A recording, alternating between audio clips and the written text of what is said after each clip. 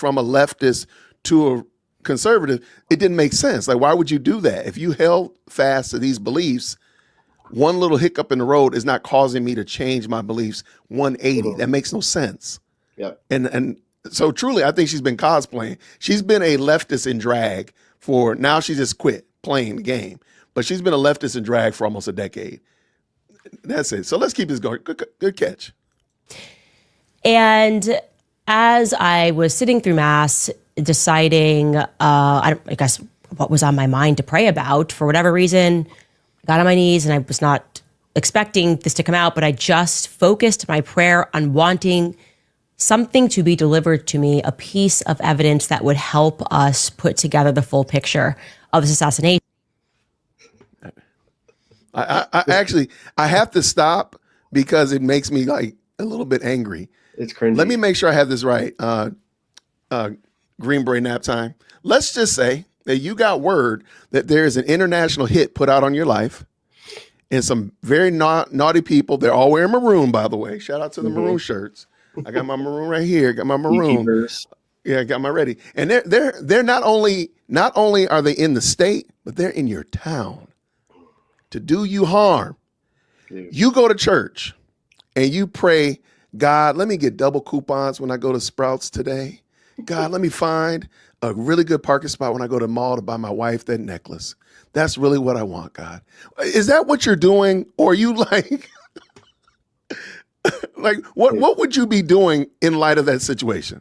It's all just such theater. That's what it's just theater. I was praying for a miracle, and then 5 minutes later I was answered.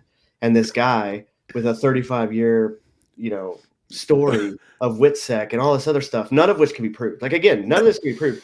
And nor can she have verified any of this in the night between that and her show this morning or whatever. Like, are you kidding me? Do you think Thursday evening, the whatever unit that she's talking about has people that she could just call and be like, hey, did this person work here? And they're like, oh yeah, you sound reputable. I'll tell you. Like, everything. What? It's the stupidest shit I've ever heard. That's why, like, there's no verifying any of this stuff short of a FOIA, which you're not getting in a night. You're probably not even getting it in a year. Hold on. Wait. Fun fact. Remember, she tells her audience to go do the FOIA at the end of the video. Like, ma'am, I thought you did this. She knows that none of them know how to do a FOIA anyway. Like, Facts. It's not hard. You can actually just send an email and just say that this is a FOIA request. Like, to most. That is correct. Yeah, it's actually pretty easy. But most people don't know how to do that. And when you do FOIA something and you get something back, like, you can show it. It's not classified. They're not going to send you anything that's classified. So why, if she is FOIA in this stuff, why isn't she showing anybody? That's an excellent catch. I love it. Yeah, I just find this very interesting that in light of the world that she's in, allegedly, because I'm going to still say that there is no international hit on her at all, and she hasn't shown us anything to change my mind. Why is that not the first thing, the only thing you've been talking about for the last 2 weeks? Is like, by the way, these people are out to do me harm, and they're in my own town. But no, you busy fighting with Erica, you fighting with Tim Pool, you fighting with the internet. You on Twitter, you would think that everything is sunshine and rainbows. Not that, John Wick is walking down the street looking for you. Well, and the first also, so I'm assuming she has a security team, right? I'm assuming, I don't know. One of the bigger podcasts, she's a polarizing figure. So I'm assuming she has a security team. And anyone who's on that security detail who's running that is going to be like, hey, if there's credible, threats against your life, like, you're not going to Mass tonight. You're not, you're not just going to go to Mass real quick and come back. It's super safe. You're not going to all these public events, like, until we. Wait, you can't go to Tucker's Christmas party? Yeah, right. Like, all man. These things that she's doing, like, you wouldn't be doing that if you were really afraid for your life. Let me ask you another question.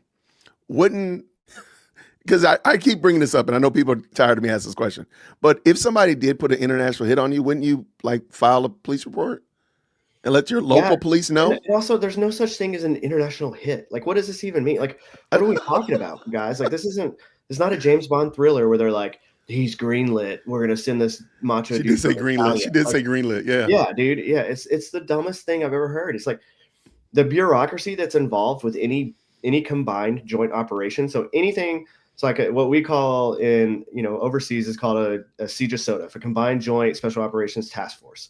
And what that is not only joint services from the United States, but it's combined with coalition forces or our allies that are also could be in on those operations with us. Correct. Like, the amount of scrutiny that goes into any one of those operations, even when we're talking about against enemy combatants, like in country, like in with a under an AUMF, all that good stuff, like perfectly legal, you're still talking about, you're going through 4 to 5 levels of approvals to even get out the door to go execute this mission. Do you think that there's all these people that are just signing off on assassination attempts on American citizens that are In America? in America? Like, what? Oh, it just Wait, so you don't believe in the French Legionnaires and the communist bees, sir? I don't know if we can have you on this channel. That's not what the one. That's not what the French Foreign Legion does. They're not like an elite assassination force. They're a multinational force of the Foreign Legion. For those of you that don't know, is its leadership is all foreign or French. All that, like, they'll have French officers in charge, but then all of their enlisted and then lower officers will be, actually, I don't even know if there's even officers. They might just be only enlisted. But it's people that have either lost their countries or for whatever reason are going to be expat, or they want to come live wherever, or they just want to start over. Then they can join the French Foreign Legion, and it's just a military, right? And it's just a military that the French government uses, but only for certain things, because it is foreign nationals inside of this army, right? So, like, correct. It's an army. It's just a fighting force. It's not assassins. There's no samurai. There's no, there's no wet work or black wet team. There's no wet work. Darn it. No high table. Yeah, the French government has their own tier 1 assets. They're not using the French Foreign Legion and the Gendarmerie, which is a police force. Right. Like, what? Like, that would be like saying like Chicago SWAT is out in Namibia to kill a high value target. You'd be like, why is Chicago SWAT anywhere? Right? Chicago. They need to be in Chicago. Yeah, that's for sure. Chicago SWAT needs to be in Chicago. Very much so. Yeah. Excellent. Thank you so much. Green Beret nap time. Let's go. Obviously, we all know that what we are being told is not true. We all know that nothing that we have been presented with makes any practical sense. But there are sort of smoking guns in this that are missing, right? It's one thing to point out all the lies, but we need to also have solid, concrete proof of something that took place that was out of the ordinary in the days leading up, maybe, I don't know, a planning session. Well, okay, I'm gonna stop before we get there. In your experience in theater, are they gonna always dot every I and cross every T? Is everything gonna be crisp down to the letter? We're only gonna use 8 bullets. We're only gonna travel this far. Everything's gonna go just perfectly well.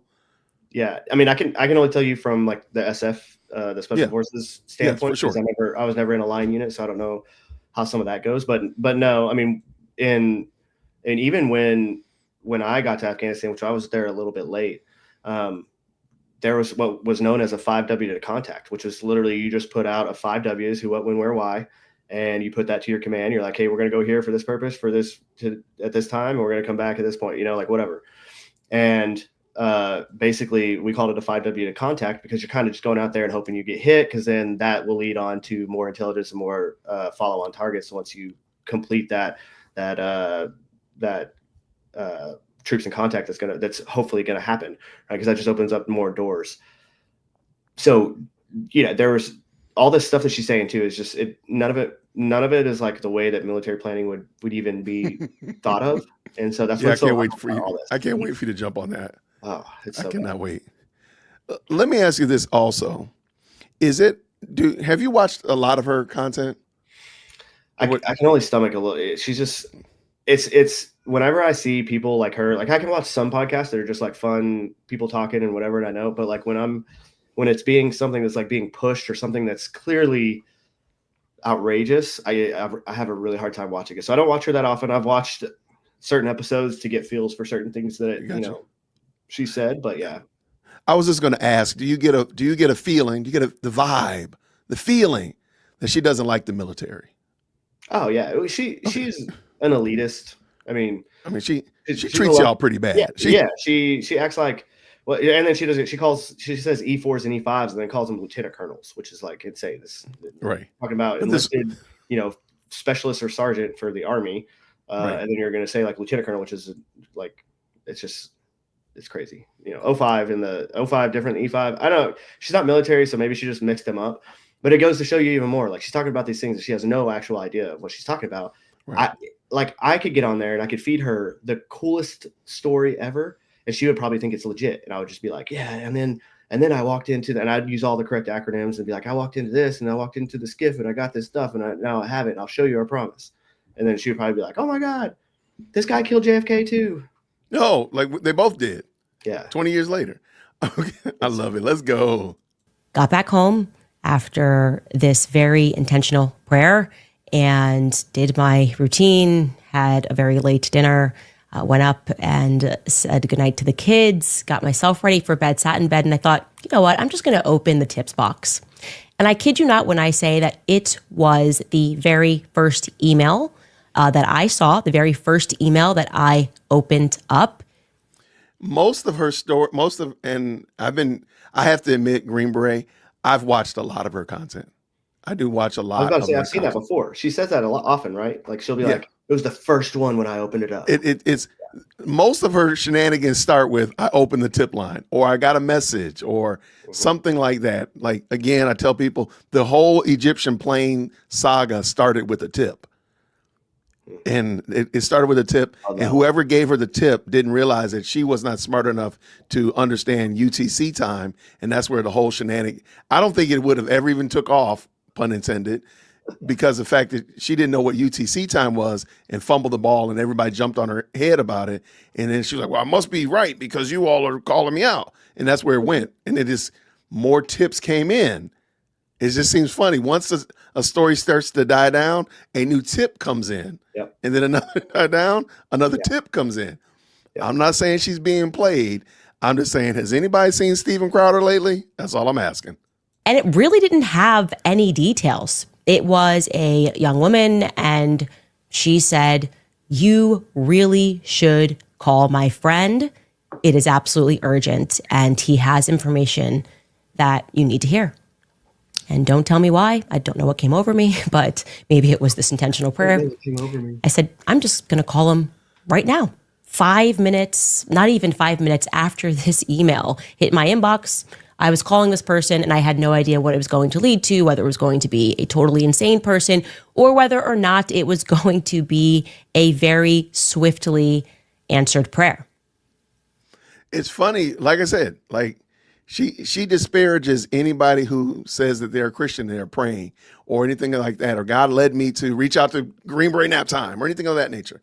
But boy, oh boy, she can pray for whatever.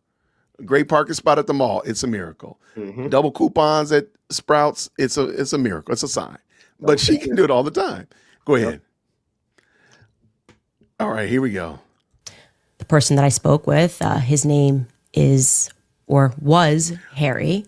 And okay, this is my very last point. I'm not going to keep stopping. You do realize that she's reading from the prompter in front of her? Yeah. And when she's making up a story, I'm going to just say it. When she's lying, she's looking over into the right corner of the story. You'll notice the story gets weird. Whenever it goes off the rails, because she was looking over to the right. She just makes up stuff. And I don't know why, but that's where she looks over when she's lying. I'm here to pick fights. I'm just saying it. He told me a story which I have since fact-checked various elements, the elements that I could fact-check. Did you want to say something about that? I mean, hey, what did you fact check? Like what did you do to fact check in one night?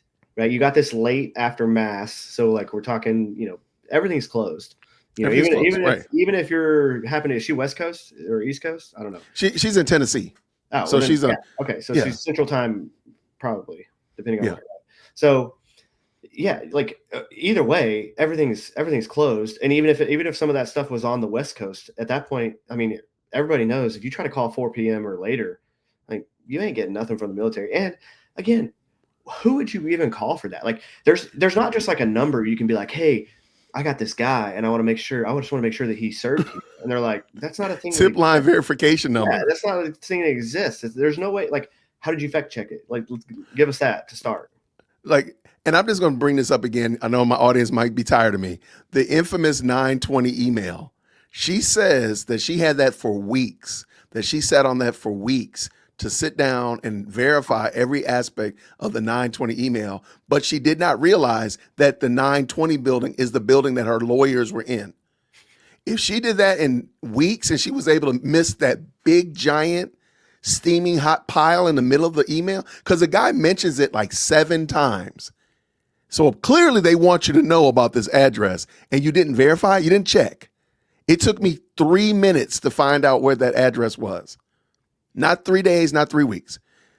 Yep. You couldn't do that with an email that you were sitting on. This man calls you at, I'm guessing it's probably 9, 10 o'clock at night. So what verification were you doing at 11 o'clock at night? Because you said the call was an hour long. Yeah. So we're looking at 11 o'clock, 12 o'clock, midnight. And you allegedly go live at 6 o'clock the next day. When did you sleep? When did you do this verification? You didn't even try. Yeah. Okay. I just had to get that off my chest. And it's legit. This is a legit story that I'm about to share with you. And I want Trust to me, say bro. before I relay it that the descriptions of the people are based off of his own memory, but the facts pertaining to where he was. Go ahead. I'm listening. Like what? Like what does that even mean? I think she's trying to couch the fact that she knows there's going to be some errors in here. Yes. That's what I think she's trying to okay. do. She's trying Like, it's just also, and then we're like, again, we're about to go back and hear about some drug stuff from the Columbia days in the 80s. Like this is all just wild. So, yeah, keep going. It's wild. But then also I was looking back at it. I said, every piece of information that she has is all information that I could find. So if I were like you and we sat down and really crafted a really great story and said, oh yeah, let me go find this YouTube video and pull it. Hey, go find that clip there. All that stuff is accessible. There's nothing that is not accessible that she shows. It's not like, let me show you the special, verification, his ID badge or something like that. Everything is already readily available in public space. Ma'am, I think you got played. I really do. No, I mean, like that's how either she's being played or she's playing us one way or the other. Because yes, they use real things and they're like, and this is the guy that actually cracked the case on it. And then we put him in WetSec and we change his name. And no, I won't tell you his new name. All right. What? So like, this is all just you making, like, you just took a story from the past and you're like, this is the real side of it. What? To be honest with you, I think we're watching The Usual Suspects. Remember that movie with Kevin Spacey? It really is. I think that's what this is. This is The Usual Suspect. And the bad things, I think she's the one that's being played. I don't think many people believe this. Now, there might be some, but I don't think many people believe this story. Say again? There are a lot of people that believe it. Okay. I get attacked by people every day. If I say something about her, they're like, she's right. And I'm like, right about what? Yeah, like about tell what? me one thing that she's given proof of, and then we could talk. But they can't. Not even going to. All right. Whether he was where he says he was, for the reasons that he says that he was there, he is being honest. Okay? I can tell you that he is being 100% honest, and you are free to look further into this. I am certain he is going to probably be doing a lot of interviews in the near future. He's not. I guarantee you, I will shave the hair off of my left pinky toe if that guy ever gets in front of a camera. Well, another thing, she talks about NDAs here in a bit. Guess what? NDAs don't have a time frame on them. They're not like this NDA. I was wondering about that. Thank you. No, when you sign an NDA, it's an NDA. Like, especially if it involves any kind of classified information. Like, if that stuff becomes declassified later, you're still not the authority that would decide that information could come out to the public. So, like, either way, you would be divulging information that's either sensitive or classified. So, none of what she just said is actually, and then she gives, just keep going. Okay. I can also factually state that there was an incident report. So this was recorded, and what transpired on September 8th how did she know there was an incident report? She claims that she reads it off a little bit later. Right, but how does she know factually that it exists? She couldn't know that. The guy just said that he had an incident report and gave it to her. She believed him. The more you listen to her, the more you realize just how much full of hot air she is. All right, shout out to him by surprise was something that he thought was a part of a broader military conspiracy against him. could not fully comprehend why what was happening was happening. Okay, so let's start actually 35 years ago, because you need to know who this man is. In 1990, this young man named Harry Myers discovered something that would shape the next 3 decades of his life. Okay, he was at the bottom of the military chain.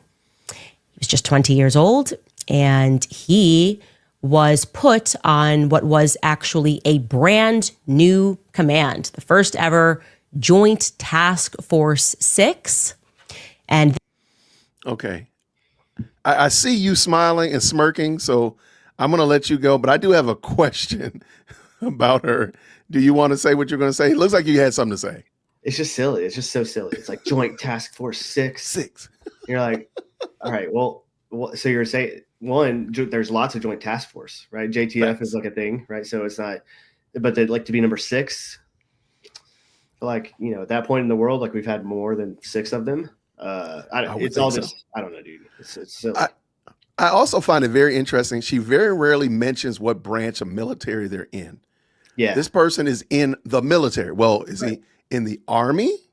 Is he a devil dog? Is he in the Air Force? Is he in the Navy?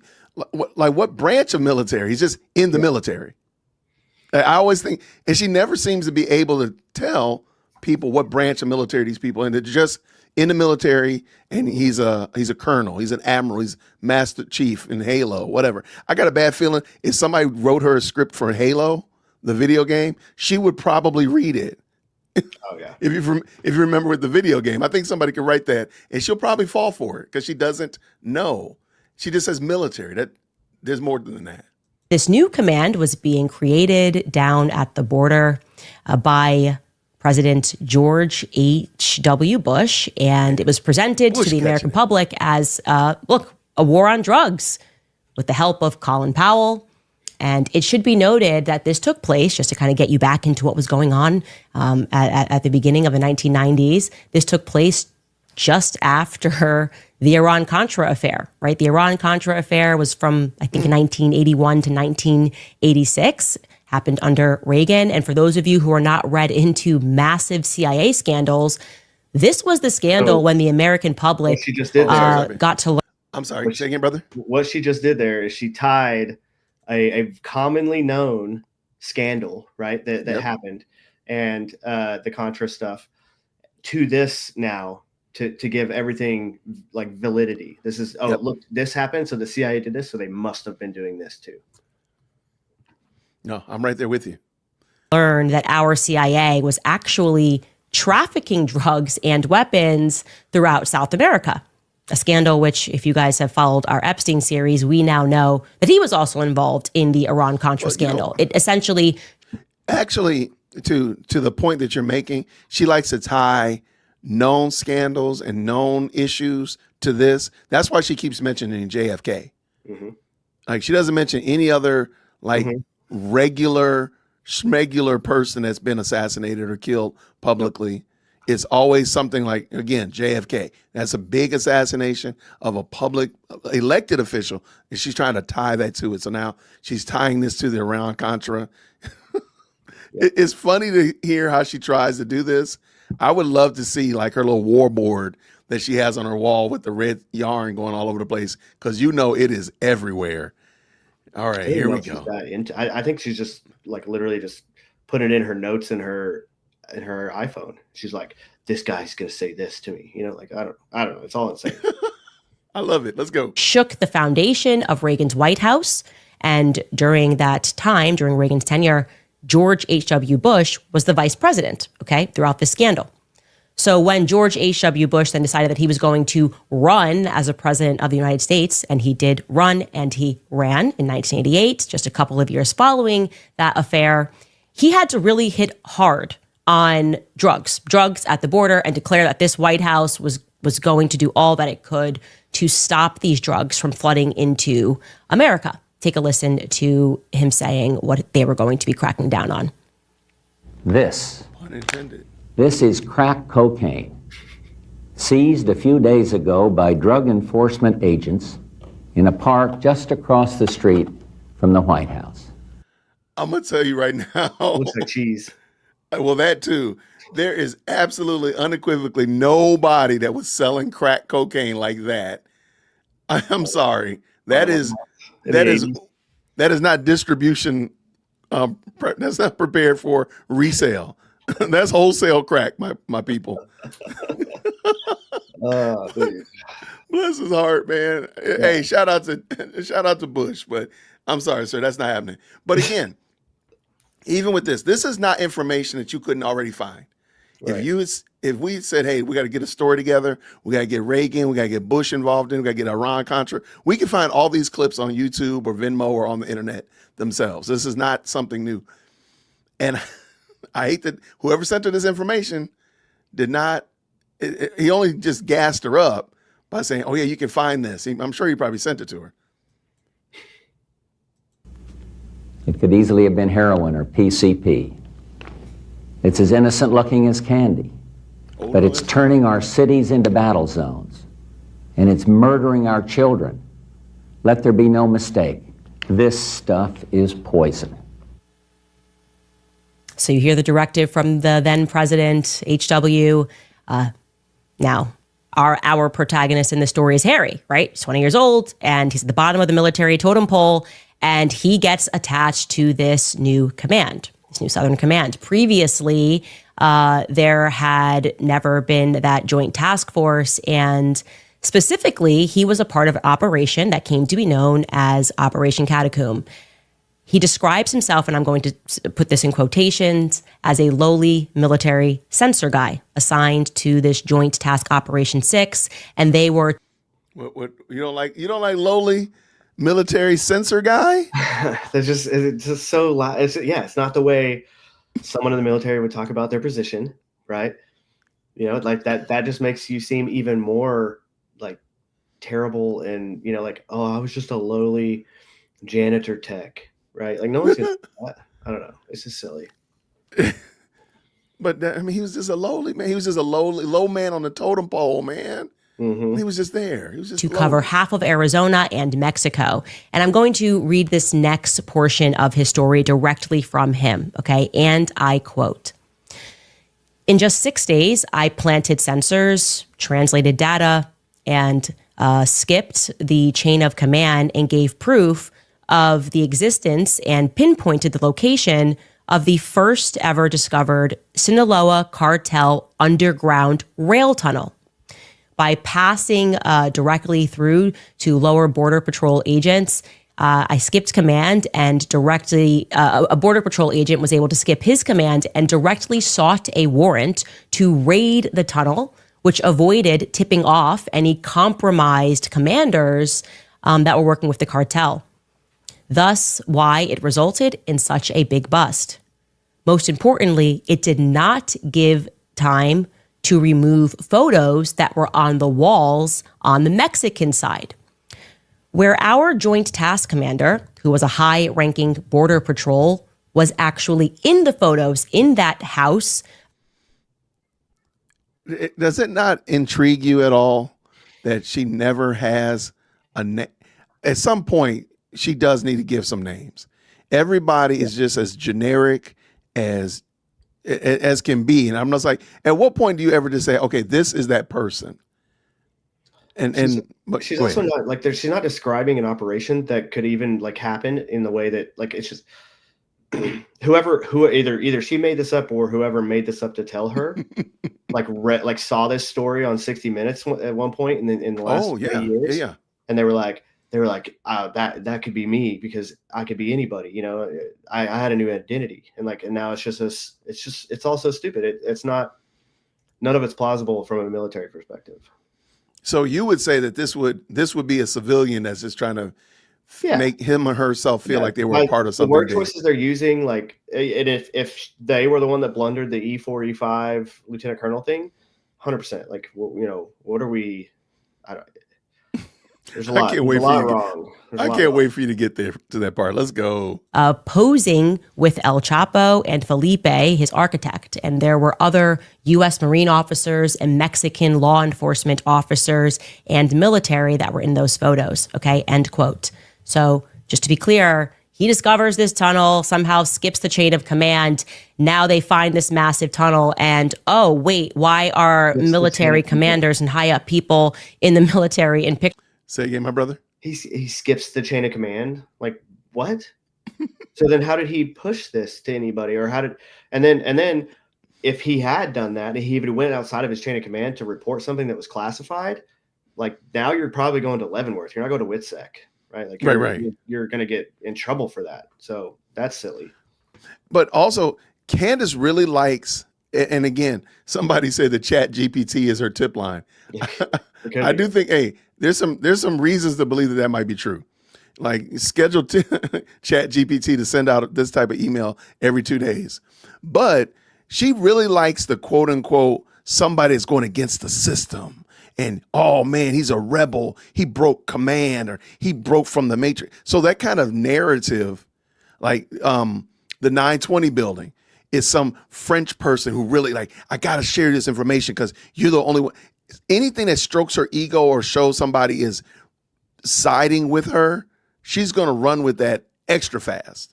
Mm-hmm. So I'm not saying anybody should send her a false tip, but make sure your tip has a level of I'm a rebel type of vibe to it, because she's going to read it. She's just going to run with it. Yeah, she's Ron. With El Chapo. What?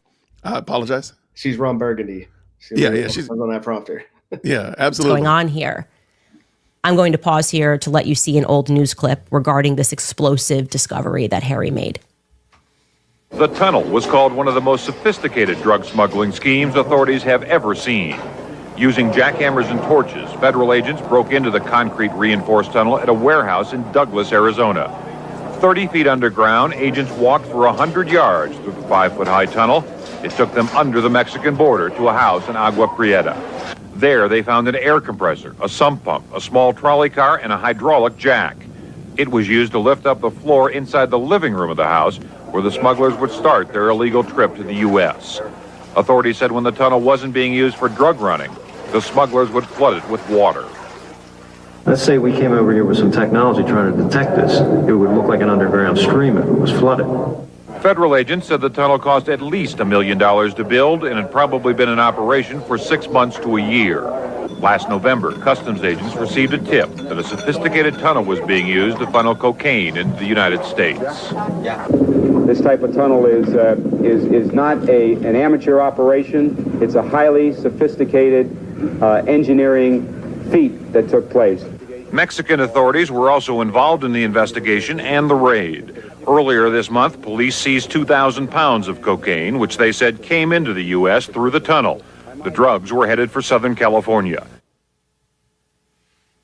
And what's not said in that news clip is there were pictures of United States military men in that house. What happened? She's again, so she's taking this story that is a verified story, right? This was on the news, right? She's taking this story from way back to build credibility for the story that she's generating right now, or was generated for her, whether one way or the other. This is 100% a fake story. There's just no way that like this dude. When we see the rest of this, and she talks about how the guy ran into the dude, and now it's just this whole thing. Like it's just silly.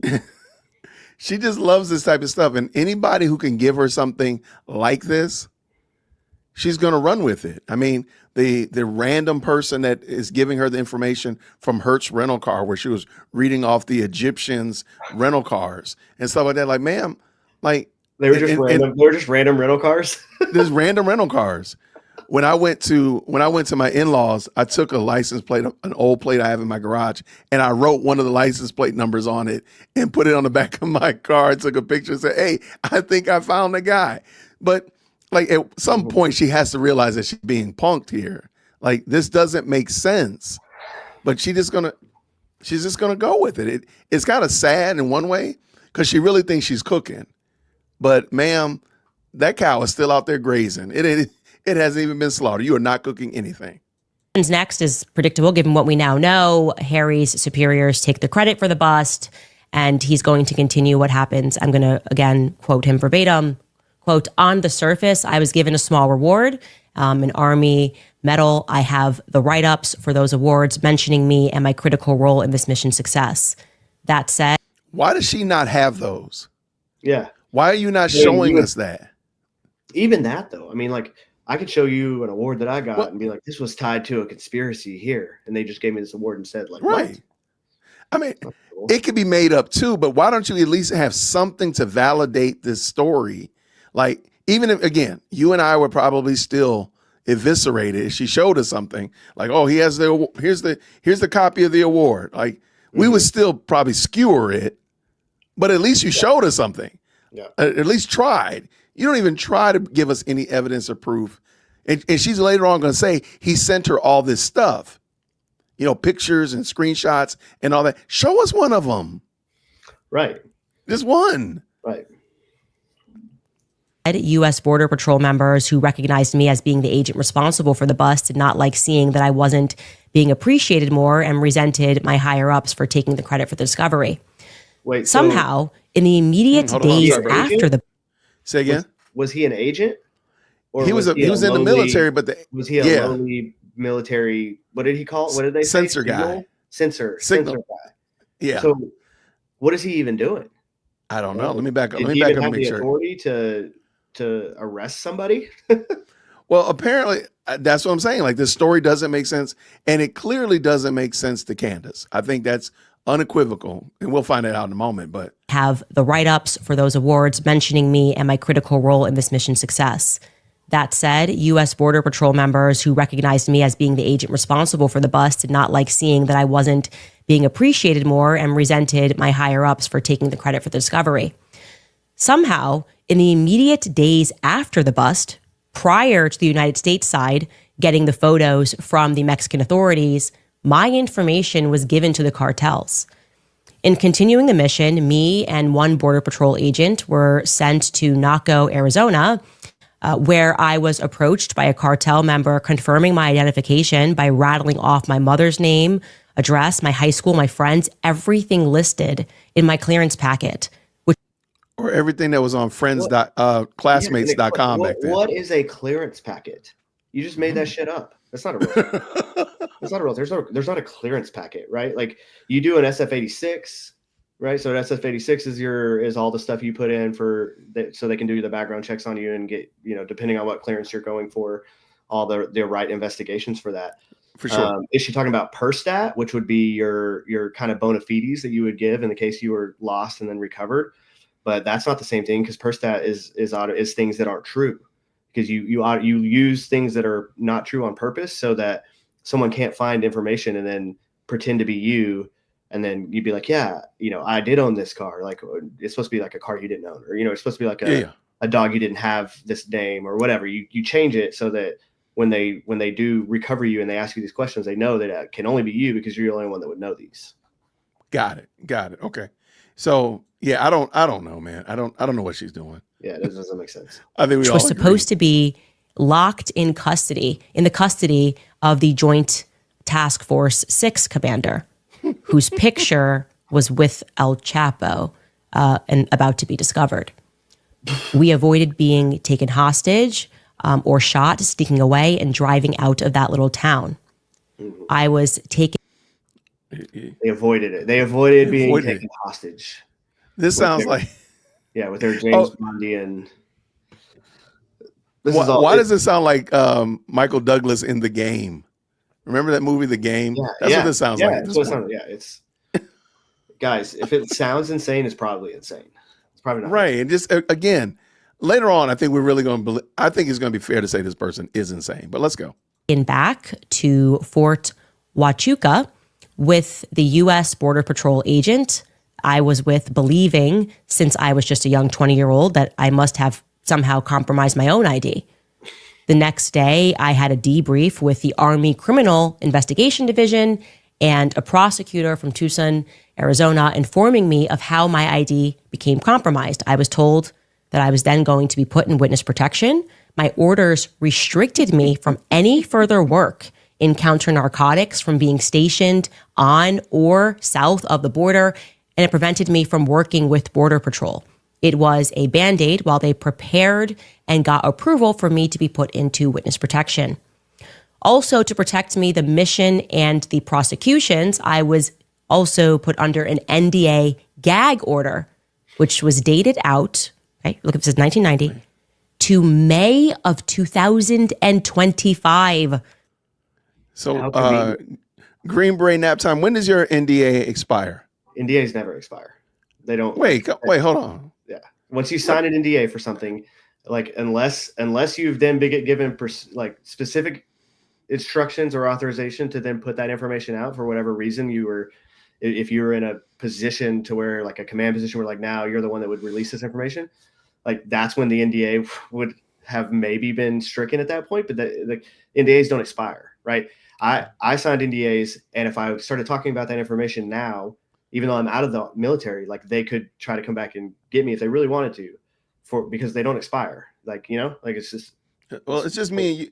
It's just me and you, man. Go ahead and tell me. Go ahead and tell me, man. All the secrets. I won't tell them. Just tell it to me. I won't tell anybody else. This conspiracy world that everyone wants to live is not real, man. People are not that competent. Like, let's just put it this way: the government and the military and everything all together, like, it's just not competent enough to conduct these conspiracies in a manner where no one would know about them, right? Like, correct. It's just crazy. So that's the big secret that people don't understand. Because it does read like a movie script. It moves. It's going. That's what it is. In a moment, it's going to get. She's a soap opera, man. This is the new soap opera. No one's watching, all the soap operas anymore. They're getting on and they're watching Candace and Ian and all these idiots. Yeah. Let's go. To prevent me from mentioning this entire ordeal. The witness protection entrance never happened. I'm sorry. Then they're fine with you mentioning it 35 years later. Like, oh no, now it's okay. Yeah, right. But they're incompetent. Don't forget, they're incompetent. Maybe they gave him a 35 Maybe they gave them the NDA with a 35-year expiration date on it, and it didn't give him the indefinite one. Dude, yeah. We messed up. We gave him the one with the expiration on it. Yeah. This one had an expiration date on it. Happened. The ball got dropped. I never got contacted for it. From what we uncovered, a deal was made with the compromised U.S. Border Patrol agent commander. Okay, so let's pause and just recap there very quickly. And I'm going to tell you what this has to do with Charlie Kirk, okay? Oh, please. So I guess in a sentence, a young military man did his job excellently. He accidentally stumbled upon, accidentally stumbled upon the fact that our government was implicated, not in fighting the cartels, but working with the cartels. And suddenly he realizes after some time that the government then feeds him, or somebody spitefully, perhaps his commander, fed him to the cartels. And now he's on the run for his life. What happens over the course of the next 35 years is he's hacked. He says that he goes through abusive litigation. He is harassed. He says there are narco attorneys that attack his credit. He has police records. Say again? I thought he was WITSEC. Right. So how are they attacking him? How are they bringing him to court for 20 years while he's under WITSEC under a different name? Once you go into WITSEC, that's a locked box. There's compartmentalized people that know where you are. And that's it. There's no, they're not going to be able to find you because that would defeat the whole damn purpose of WITSEC. If anyone could file against you, right? Like, what is say that again. What is that? WITSEC? What is witness that? protection, witness security. Oh, okay. So which is not even a thing that really yes, it does exist, but it's like they use it in movies and TVs all the time. Like this is, we're going to put you in WITSEC. Like it's a pretty rare thing. It doesn't just get thrown around that often. But once you go into that, there's generally a lead agent, and then there's one other agent that's going to be privy to who you actually are and where you're at. And they're never that information is never going to go broadcasted anywhere. It's never going to be put on any networks so that no one can find you, so that because the only reason you're in WITSEC is because someone's trying to kill you. Right. So this whole thing that she's saying, none of that makes sense. How are they ruining his life? He would have been put in WITSEC. He would have been a different identity. They wouldn't have been able to find him. So, I mean, look at this woman right here. Do you think this woman would be making up a story to us, Green Beret? Which, by the way, for all of this, he has presented evidence for this. But throughout a certain point in time. Okay, I'm sorry. I'm going to be the evidence guy. I know. I'm like, show us the proof. Just show me something that would sway me to believe that you're even pretending like you vetted this information. Because maybe I could be swayed. Maybe Green Beret nap time can be won over. Can you give us something? You just literally trust me broing the whole story. Could you just give me something to believe Well, there it is. That's at least she has a photocopy. At least she had a screenshot. Nothing. Other than a TV interview of a drug bust, like Right. from the 80s. Because the rest of this is going to be all stuff that he's just telling her. These police records were virtually disappeared. He had been reporting that hitmen were coming after him. He had names. This was a 35 years long ordeal. He now has all of his paperwork thanks to some county clerks who did the right thing and were able to dig up these records. But you name it, this man has lived it throughout the last 35 years, okay? Fast forward to May of 2025, May of this year, and Harry Myers, who now has a new name, by the way, which I'm not saying, but he is finally released from this 35-year military grade Expiration NDA. date. So what does this now 56-year-old decide to do? He decides that he's going to confront his past. He wants answers, okay? He wants to know why he was never protected. He wants to know if the FBI had been informed, and if so, which they were supposed to be, why they didn't do their job. Why didn't they protect Harry? He was working for the military and he did his job. He makes up his mind that he's going to deal with this in person. He is going to travel from his home in Washington back down to the very base where this all began, right? To Fort Huachuca, in Arizona. All right, we're here. Here we go. We're on our way to Arizona, the hot state of Arizona. Here it comes. Please pay attention to this. This thing gets so stupid so quick. Let's go. And revisit the past. He's going to get these answers. He books himself to stay in a hotel on the base, a military hotel known as Candlewood Suites. Like Candlewood Suites only exist on the military bases, bruh. Like, I mean, really, trust me, bro. That's like I started to look it up. I'm not going to look it up. Like, why? It's like that chain. It's like a Candlewood Suites. It's like a thing. They're like, yeah. But again, just like, hey, did you notice that she was the Egyptian people on the Egyptian plains stayed at the La Quinta Inn somewhere in? Okay, I really think somebody is literally just making this story up. It makes no sense. Like, which one make so? You want me to believe that the quote unquote Fed slop about Tyler Robinson is bad, but this story right here, nobody would come up with it on their own. no. I thought about it today. Nobody would come up with the Macrons hired the Egyptians and an Israeli special service and to go and the French to go and assault Charlie Kirk and take out Candace Owens. Nobody would have come up with that story unless you told it. Not a bit.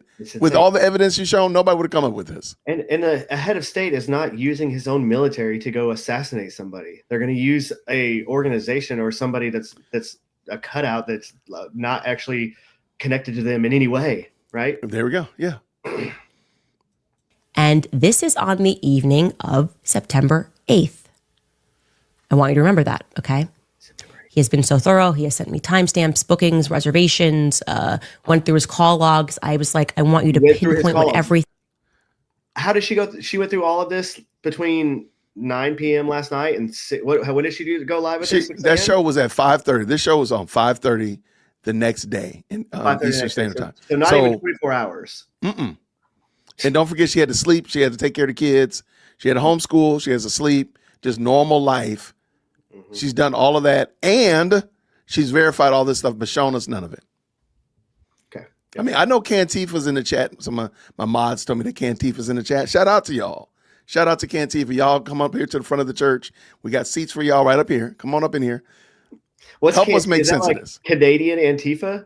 Well, no, it's Candace Tifa. Oh, so it's Cantifa. Dude, God, these people online are the gayest people alive. On the planet. They're on the planet. So we make room for them, Green Beret. We say, hey, Cantifa, y'all can come right up in here. We save y'all a seat right here. Absolutely. All I want you to do is just explain this to me. What proof, evidence has she shown you that you could show me that would cause me to believe what she's saying? That's what I want. And at the current moment, just like her fingers are right there showing a 0, that's exactly it. 0 evidence to the fact. Let's go. Thing happened. So he gets to the Candlewood Suites at approximately on September 8th, 5:37 p.m. Checks into the hotel, and you can imagine he's a person that pays a lot of attention to his surroundings, right? When the cartels are after you and your family and you are compelled to change your name, you pay attention to your surroundings to see if any. Kind of like Candace paid attention to her surroundings at Dollywood. Dude. Or at Tucker Carlson's Christmas party. Like, did he change his name and was he in WITSEC or was he not? Because he was in WITSEC with a different name. I thought. Then he couldn't have like had this whole. This is all just so asinine. So like now and then once you go into WITSEC, you don't get to come out. You don't have to come out like. That's a good point. You don't get to come out 35 years later and be like, oh, everything's fine now. All the danger's passed. I'm good. I'm done being this fake name. I'm gonna be this real name, and now I'm gonna go onto this army base where I once served. Like what? Yeah, because I really wanted you to explain this going on to the base thing. Because okay, let's say that the Candlewood Suites is on the base. Let's just say that for laughs and giggles. They have a hotel on the base. Okay. How did he get on the base to go to the hotel? They do have hotels on bases. I don't know if you have to be active duty to use them or maybe a veteran. I don't know. I don't know that part. I haven't paid attention to stuff like that. There are some random hotels on bases. There's some on Fort Bragg. And you can get onto bases with a background check and a driver's license. Okay. So you can just go through their visitor center. They do a background check and then you can get on. You have to have a reason though. Like you have to have a purpose, for what you're going to do. They're not like checking your backstory, right? If you just say like, I'm going to see this person at this unit, usually they're going to let you on as long as you pass the background check. So him getting on the base isn't weird. Him getting anywhere near a unit, that's weird. Like you can't just walk into a building, right? Like on base. Okay, so let's say he's under witness protection. Wouldn't that be like, what does his background check look like? If you're under witness protection, you have a different name. Yeah. Like, what does that look like for you to go and try to get on a military base with basically an alias? Yeah, that doesn't make sense either. So that's what I'm saying. Like, or does he go with his original name, which is the one that everybody's coming after him for? Yeah, no, it doesn't make sense. So like, yeah, because it all goes off your social. So like it's called a J-Pass. So when you go in there, you put your social into their system and then they pull up and then they do their background check based off of that. So I don't know. Okay. Somebody said, yes, they have gone to Candlewood and Huachuca and they use the visitor pass. Okay, cool. Okay. Yeah. I just wonder, like, what does that look like but I'm assuming that, Monica Leonard, I'm assuming that you're not in the WITSAC under witness protection with the cartel coming after you. So I'm just kind of wondering, like, what does that look like for somebody like this, John Jacob Jingleheimer Schmidt, who called Candace and told her this fanciful story? No, you got to know hits from the cartel. They expired 35 years too. Everybody knows this. There you go. The marker from the high table expires. Anybody look shady? What he notices is somebody who is special forces in the lobby. He said, you just know when you're dealing with a special forces guy. And he is in the lobby and a person. Where were you, Green Beret nap time? Hold on. Where were you on September 8th? Don't tell us. Yeah, this year. Don't tell us. Keep it a secret. I've been out for a while, so I'm not doing anything cool. I promise you that. I was picking up my kids man, in carpool line. I was in carpool line, man. A young woman comes down thereafter. That young woman, who at the time he did not recognize, is with him. They kind of fluff around in the lobby while he's checking in. He's on the phone with his wife. And thereafter, the two of them get into a green pickup truck and they drive off. Okay. Imagine thinking you're cooking with this. Because 2 days later, today's Friday, yesterday, her tip line her comment section was asking who was the woman that got into the green pickup truck. And she literally put out an ask for people to find out who the green pickup truck occupants were. If you work at Candlewood, can you check the security cam? Blah, blah, blah. Like, I really wish I was making it up. I really wish I was making this up, man. This woman is insufferable. It's insane. The next morning, now it's September 9th, he wakes up at around 5:30 a.m. in the morning because he wants to see the sunrise. He says that he then fails at finding the Army Criminal Investigations Department. So he drives off base, just a little ways off base, to get some coffee in Sierra Vista. While getting that coffee, he runs into some soldiers. Again, this is just all God at this point, who happen to be wearing 10th Mountain Division patches. And he's like, that's my old unit. What's going on here? Like that, he thinks his unit's gone. Nothing's going on with this unit. Yeah, the 10th Mountain's gone. The 10th Mountain is a massive unit. Like it went away in 35 years. Yeah, it did. It went away, man. It went away. And even if it didn't go away, don't send soldiers anywhere to do TDY. I don't know. It's temporary duty station for any non-military people. It's when you're traveling, in the United States or non-combat related travel. It's called TDY. Right. This is just such an interesting story. For a long time that it's been torn apart, or I don't know what the military expression is for that. He strikes up a conversation with these young guys and they tell him, oh, no. The old Joint Task Force 6 is now being continued, and it's known as JTF, Joint Task Force Southern Border. Now, for those of you who are like me who don't know, like literally what it sounds like, Joint Task Force, meaning like you can get the Army, Navy, everybody kind of working together on something. And they're like, yeah, it's now JTF Southern Border. And they give him directions of how he can actually get to the new command. Okay, so this is the day before Charlie Kirk is assassinated. And he wants to see the sunrise. So we're talking whatever time sunrise would be in Arizona. I'm going to go with, it's always hot in Arizona, but it's early in the morning.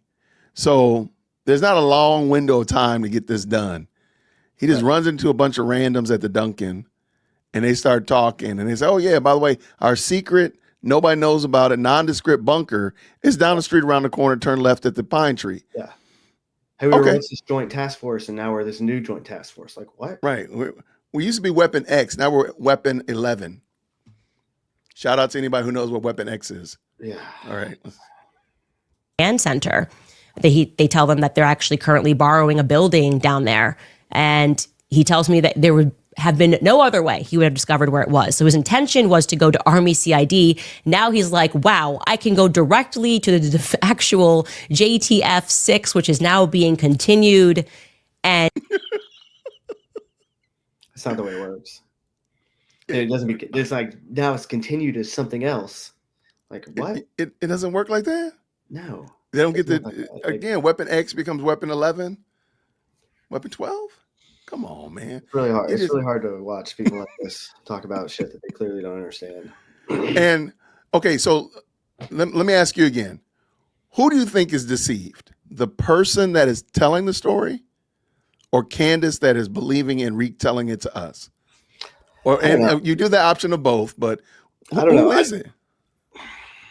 I could see it be both ways, but I mean, she has to know that it's not legit, right? If she would just talk to anybody, like find one subject matter expert on anything that you've been discussing.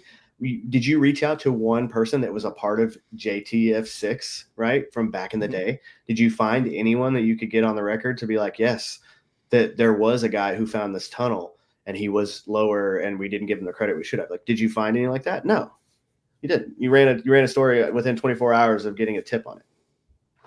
And that part right there. So back to the point I made earlier, when her story starts to die down, she gets a new tip.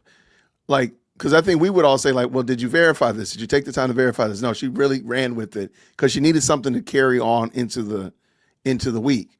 And so I really believe that because her momentum was dying, this alleged story came in, however she got it, and she ran with it in order to keep this, keep momentum, because you got to end on a cliffhanger every episode of the soap opera. Yeah. So, all right, let's keep it going. And get some answers. What luck. It is now around 7:37 a.m. when he enters the new or temporary. So 7:37, he was looking for the crime, whatever place. He left base, went to Duncan, ran into his old squad, got the new directions, and it's only 7:15 in the morning. Yeah, What units. blessed time? No one's What at time work. was he up? Yeah, no one's at work in the office at 7:30 in the morning. That's No. like PT time, and then breakfast, get your stuff ready. Usually it's Yeah. not, between 8 and 9. Some people early, I guess, but it's like nothing's happening to where you could go talk to anybody, right? Like staff duty's not, or CQ is not letting you into the building. It's all insane.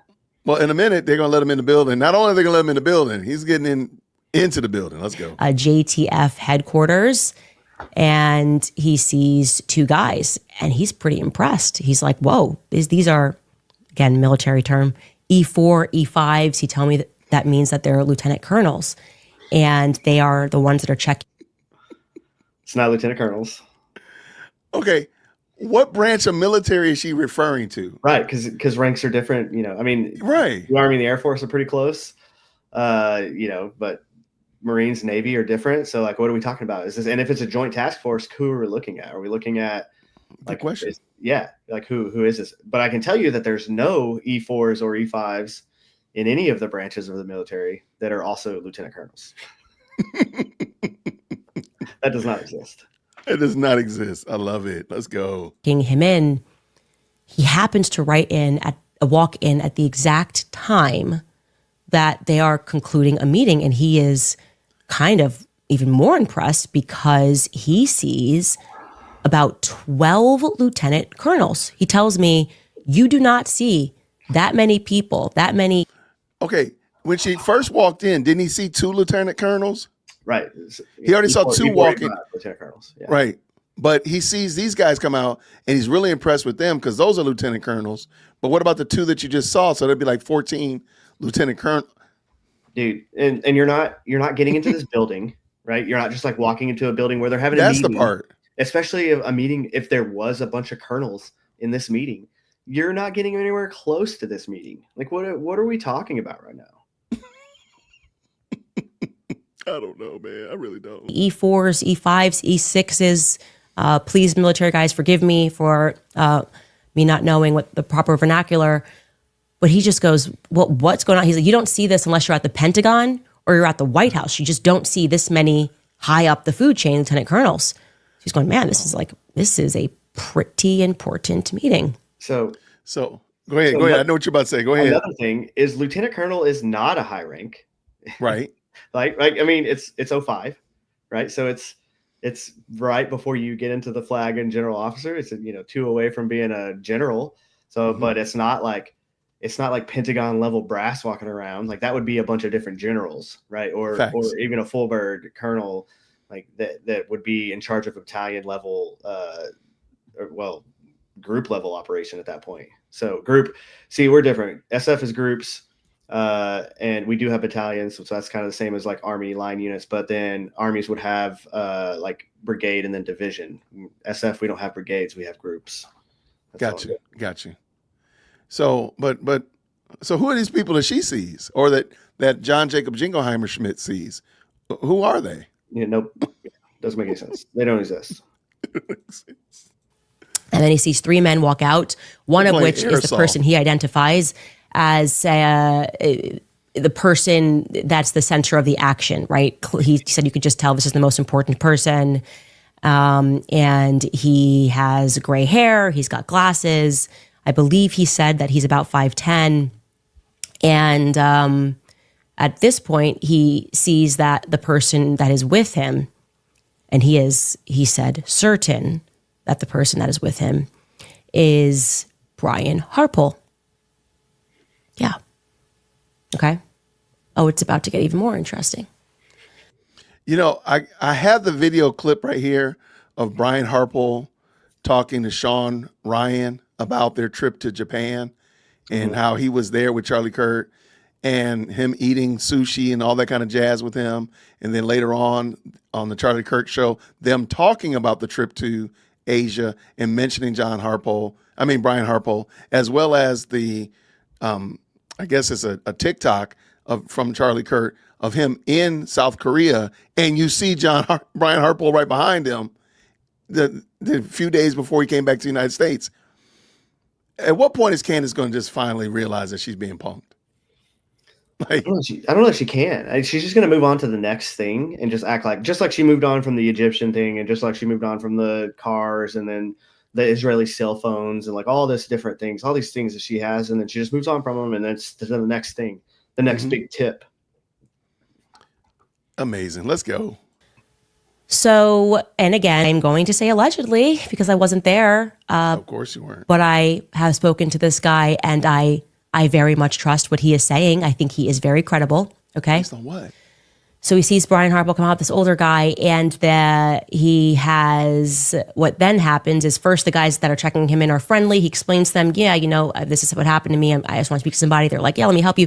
Then all of a sudden, after Brian, who he believes to be Brian Harple, who he's not obviously recognized at that time, he would not have known that was Brian Harple, but he remembers him. She said, obviously, because then the biggest political assassination since JFK happens. Say again. Didn't she say he recognized him at that time? And now she's saying he didn't recognize him at that time?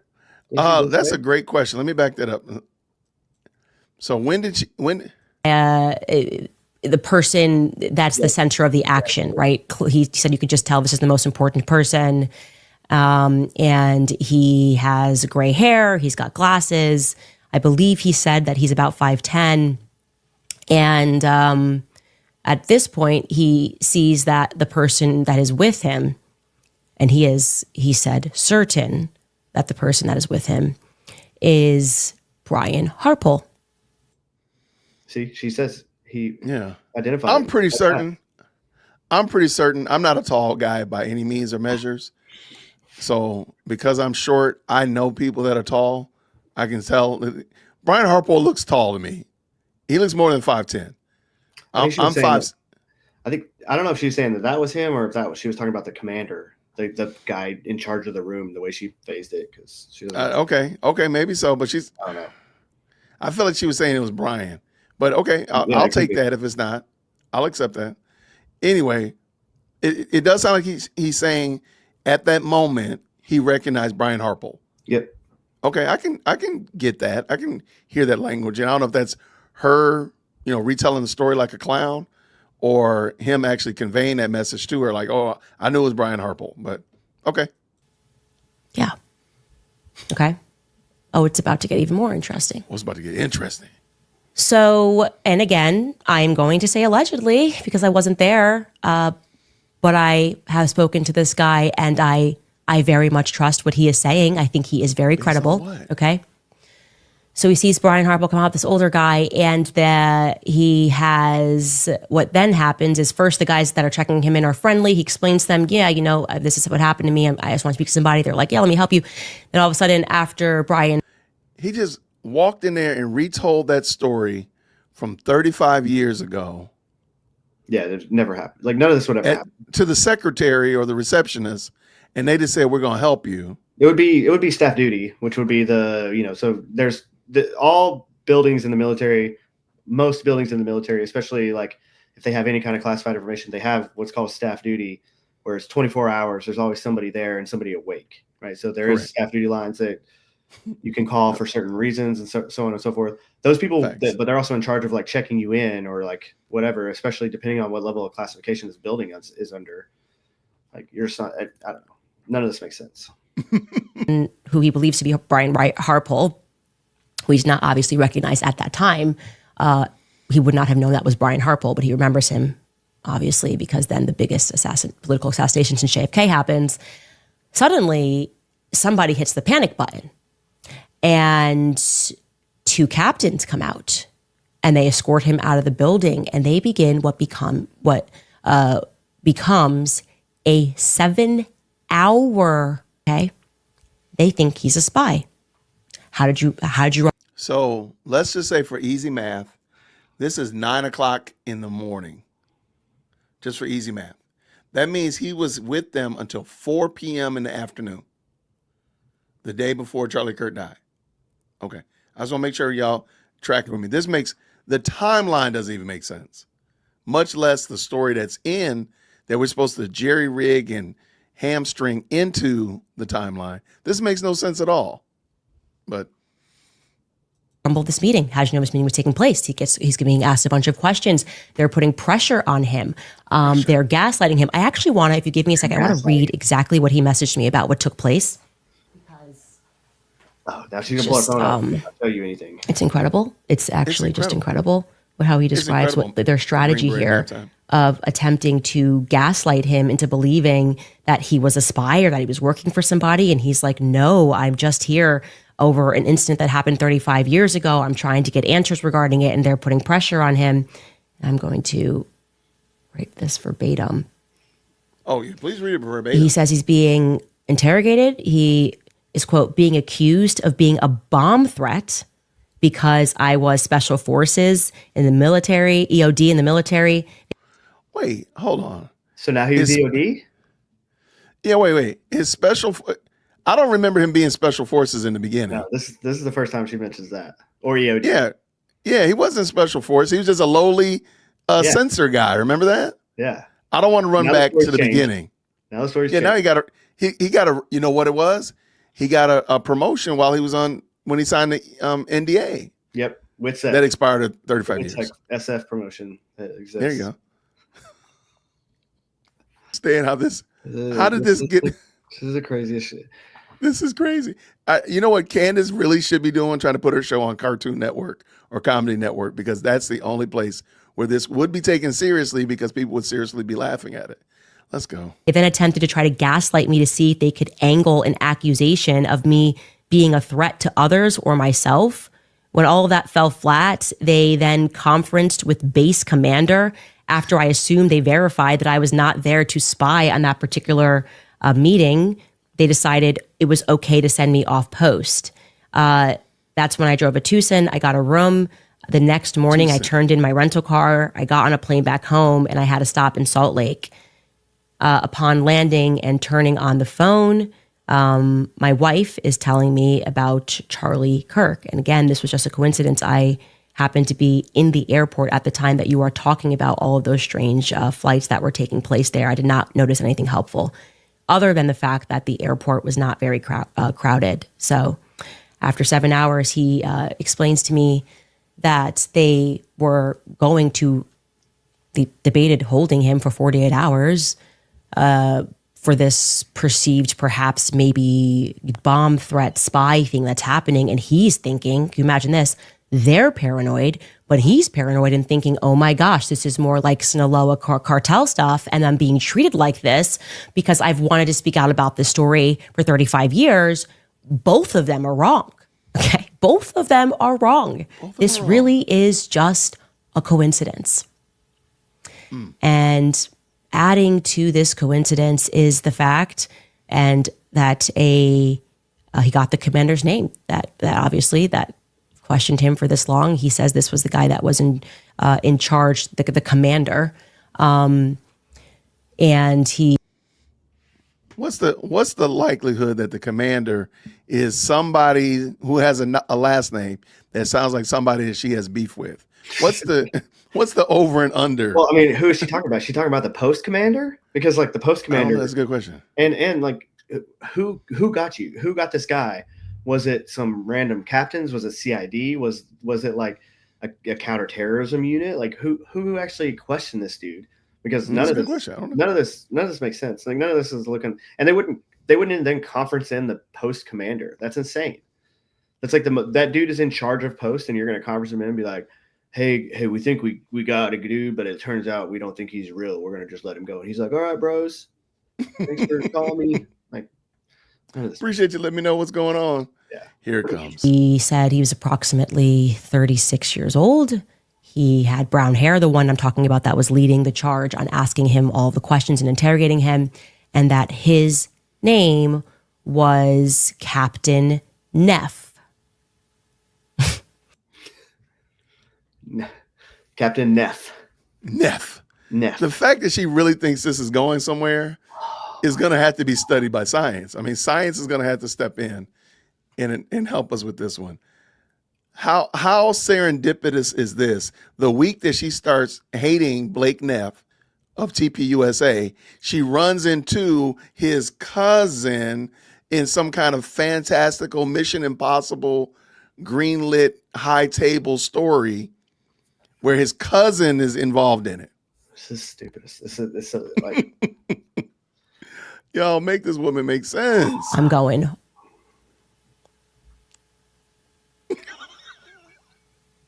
Could now.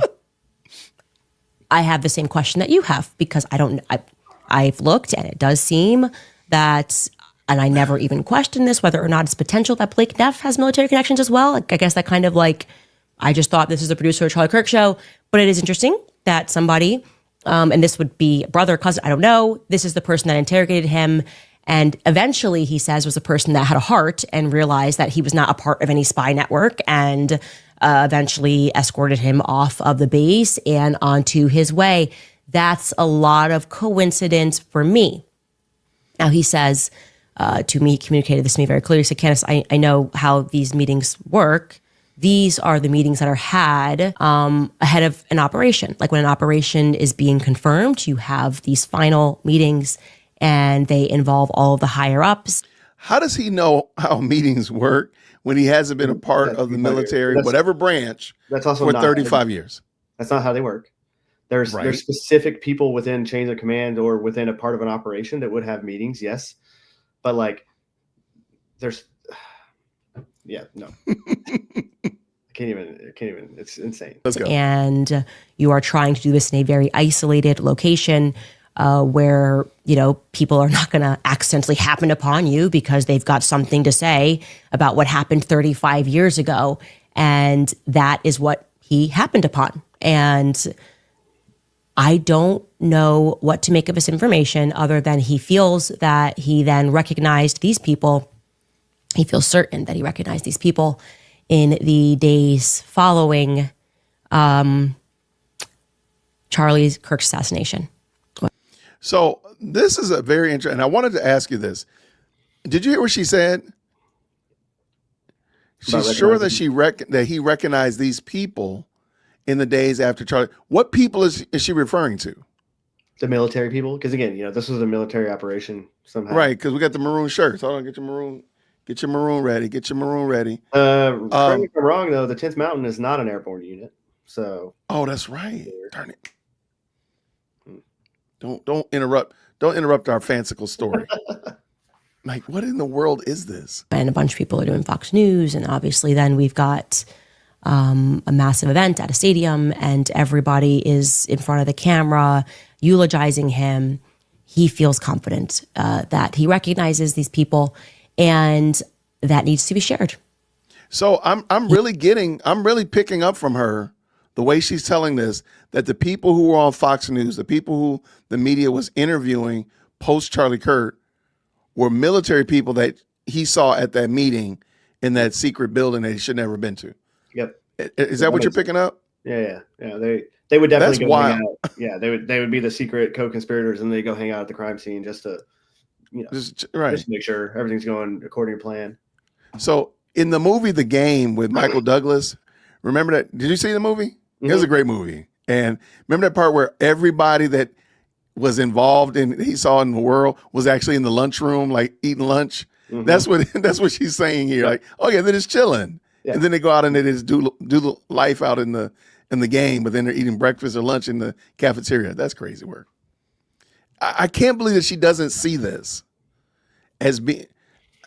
She's so hungry for this story to go in another direction. I don't know why she's fighting like this.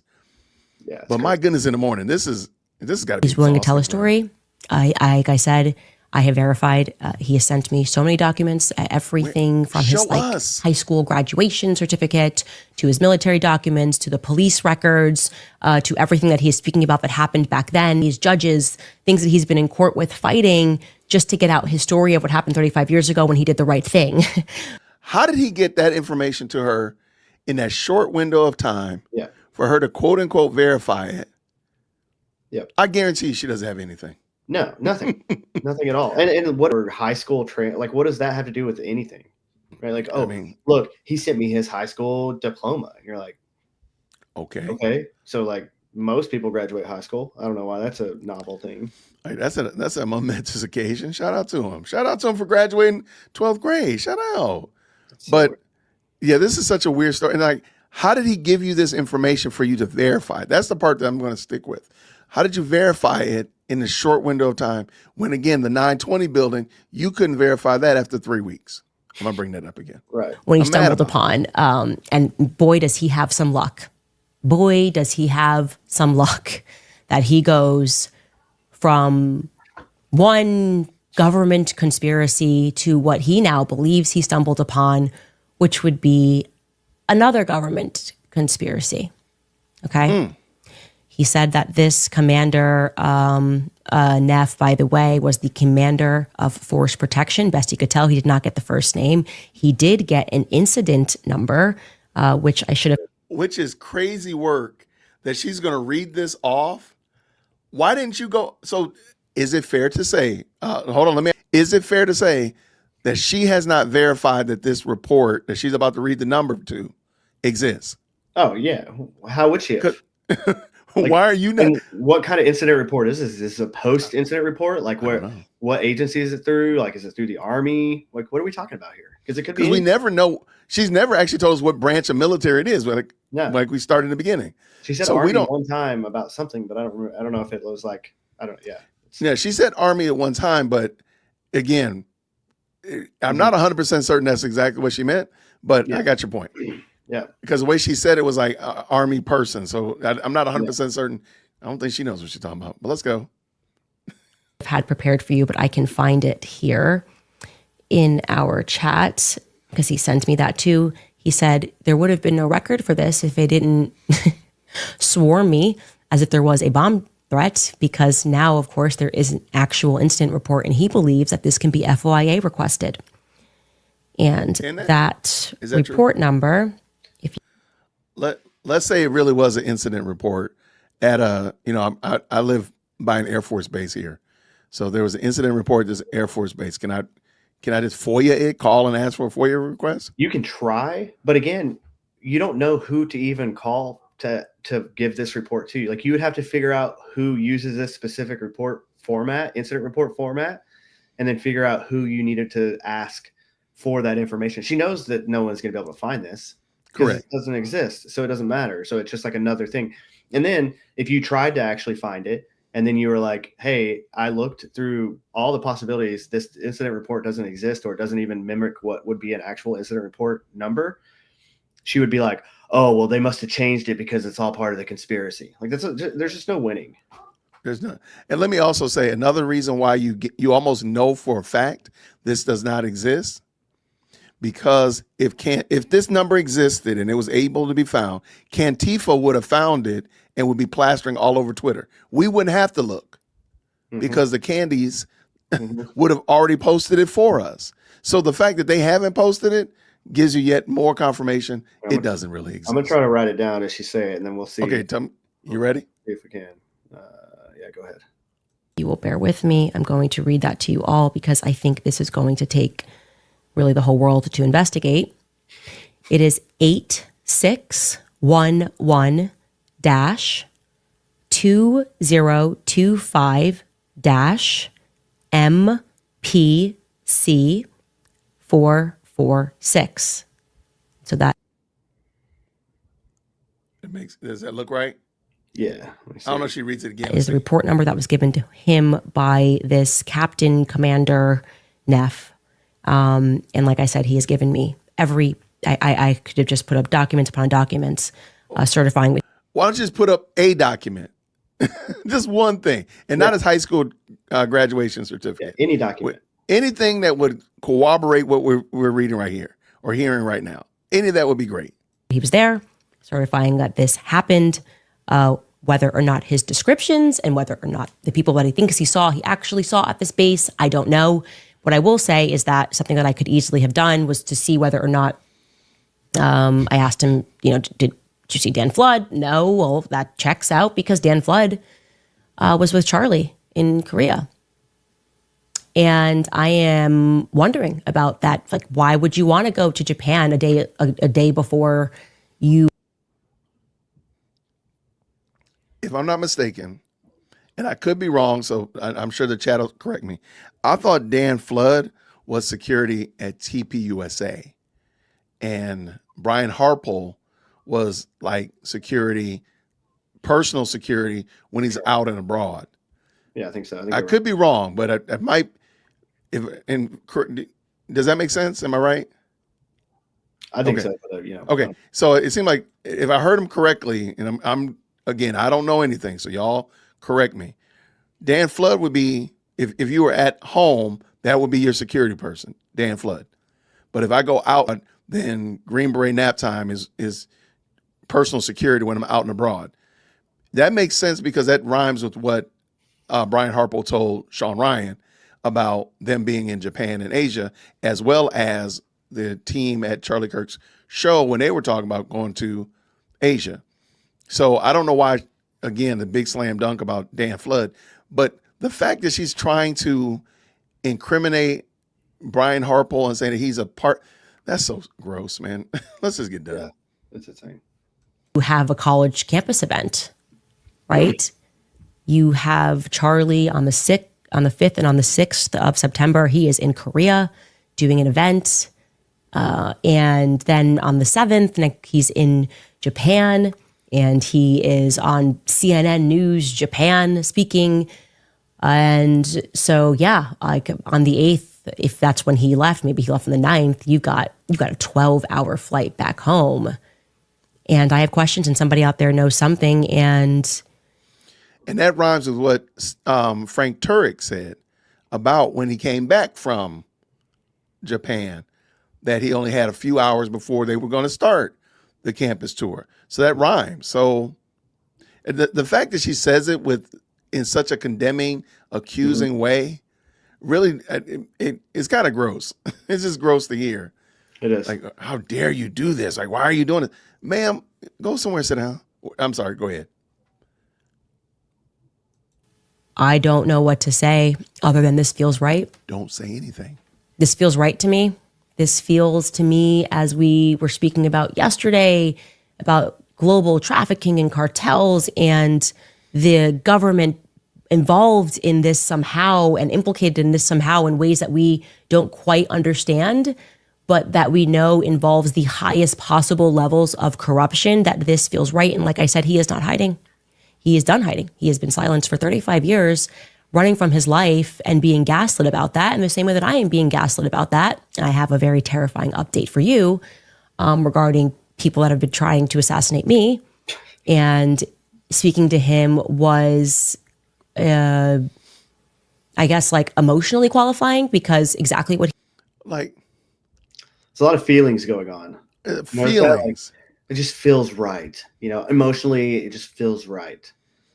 So she went from facts over feelings, facts don't care about your feelings, to now literally everything feels. Mm-hmm. Everything feels.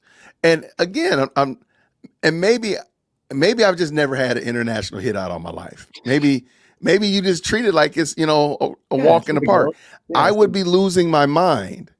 I would, if I had any information that Green Beret nap time was going to come and do damage to me and hurt me. I'm putting it all out here. It would be a stream running, just a constant 24-hour stream. JWhit podcast is on talking about Green Beret nap time is coming to do me harm. Here's all the evidence and proof of that fact. Mm-hmm. I still haven't seen one smidgen of anything that this is true. Yeah. Not one stitch. And mind you, she just took 30 minutes to tell us this fantastical knockoff Hallmark story, script story. Oh yeah, by the way, let me tell you about these people trying to assassinate me too. Like, why was that not the biggest, most important bit of this story? She wasn't worried about them people going to mass though. Oh my gosh, man. I mean, technically, she's putting everybody in danger everywhere she goes. Yep. I mean, she's literally putting other people's lives in danger by going to the Quick Trip. Your run to the dry cleaners is putting my life in danger. Yep. he's been going through, I've been going through. He didn't have the platform to be able to get his name out. And I said to him, like, do you want to come out? And he said, yeah, I've been silent for 35 years. He said, I watch your stuff and I can't believe that you got this email. And I said to him, the chances of me seeing this were basically slim to none. And it was the first email that was in my box, and I just called you. And I feel God moving in that. And Now, if I said, I feel God telling me to tell you to stop talking this foolishness, that would be me hiding behind the Bible and being a fake Christian. Yep. But you can feel God. You can't make this stuff up, dude. You Like, really it's can't. insane. You Yeah. really can't. And you know what? Let me also, you realize that she's putting her whole family in danger. Like, it's not just her. It is her husband and her children. But she, hey, okay. I just want to make sure I had it right. This woman is crazy, man. despite just the utterly demonic and satanic action and the level of collusion that had to take place for 9/10 to happen, I do also know, as I have always known spiritually, that they wouldn't get away with it. And I think Charlie, whatever vision he had, in which he knew his life would be short, and which he knew that I would not let this go because I somehow feel tied to it. And we're seeing more and more every day that somehow I am tied to this. I think that The more you tie yourself to something, the more you'll be tied to it. Honestly, you can't hate this person enough. Like, she is just the epitome of everything that's terrible. Like, she's sitting here talking about Charlie Kirk like they were friends, which they weren't for years, right? So this is like verified. Like, he wasn't talking to her for the last few years when she lost her mind. And and now he's gone, and she's trying to burn his entire legacy down. Yeah. And then act like the victim in it all too. It's insane. Whenever somebody pushes back, how dare you attack me? It's But insane. boy, I got this blowtorch out here. I must blowtorch and stuff. How dare you? Hey, leave me alone. I'm just blowtorching stuff. It's terrible. this is God operating. I really do. I think, bless this man. Thank you so much for your service to this country. I know that he said he would love to meet Ian Carroll, and I guess he's watching his stuff, and I will obviously make that happen and much more in the coming days. I don't expect the feds to reach out. I don't expect them to be interested in this angle or this potential meeting that I think they probably already knew about. I do hope, though, that somebody else saw something, and somebody knows the quickest way to FOIA request that stuff. Somebody knows how to get behind this so we can get information. I've given you the dates. I've given you the... You do realize she just told y'all she didn't do any research. She's hoping other people will FOIA the Right. She just told you that she didn't do it. That's craziness. It's insane. And people still believe this stuff. And then she has more tips. Send me more tips so I can talk about them online and make money off of all you idiots. Because this is her. Hold on. Somebody sent me something especially for you to play. So I got to play this after we get done. If you got a second. Okay. It's a short clip about something she's talking about. All right. But you do realize that this tip line right here is the real MVP of the show. I think it's the main character and the main villain of this whole scenario, because everything she gets from this tip line drives the next episode or couple episodes and whatever of that nature. Because I can only imagine the stuff she gets in there. I can only imagine the people that want to feel like I need some notoriety. I need main character syndrome. Let me touch bases with her. All right, we'll finish. times. He has given so much more. And I know, I just thank God that I saw that email. We're going to pause there. And if you guys know anything, obviously email us. All right, that's the end of it. Oh my gosh. All right, Green Brain nap time. How'd you fare, man? It's just painful. That's the second time I've watched that, and that's more than I really wanted to ever have to listen to that woman. But we got more. All right, yeah, I'm about to drag you back into the swamp. I'm sorry. Let's do it. All right, so shout out to MT real quick. MT sent this and asked me to let you play this for you. She said, so I gotta give the people they're asking for. Let's go. All right, green hearts in the chat when y'all can hear. Let me make sure it's nice and loud. Green hearts in the chat when y'all can hear. Sky Blue writes, will you be looking into the Idaho 4 case? Yes. I know this is off topic, but I can't believe what I'm seeing. Your perspective would be valuable. Yep. I have done probably thus far 6 hours of research. It is very scary. Potential military operation. I don't know. I know that I have never believed the official story that was given to us. None of it made any sense. And I am wondering if more people were involved. I didn't immediately go deep down the rabbit hole of that story, despite expressing my views publicly that I thought something was very wrong and something was very sinister, because there were students involved. And I just felt like it was more appropriate to allow mourn. But now that some time has passed, and of course, still understanding that you are still going to be mourning over that, we do need to get to the truth of that, because it happened on a college campus and the media was not honest about other elements of this case. And I think that, I think there's something very dark happened there, and that the government is trying to cover a lot of it up, which is evident by how much they're locking down in the court cases alone. Wow. Wow. I mean, How much of that sounds exactly like if you just remove a couple of words, just a few words, maybe six. What was that talk? What was she actually talking about there? The Idaho 4, I think this is, if I'm not mistaken, it's the 4 students that were killed. Yeah. And I think there's like a TikTok psychic involved in the craziness, accused a professor of doing it, but it was really another student. All right. I think that's it. And I'm sure the chat will set me straight if I'm wrong. But this is the Kornberger. I think that's it. The guy. Kohlberger. Sorry about that. Yeah. But wow. That's interesting, because what she said right there could literally be laid over this story, or laid over really the Macron story or the Epstein. Any story.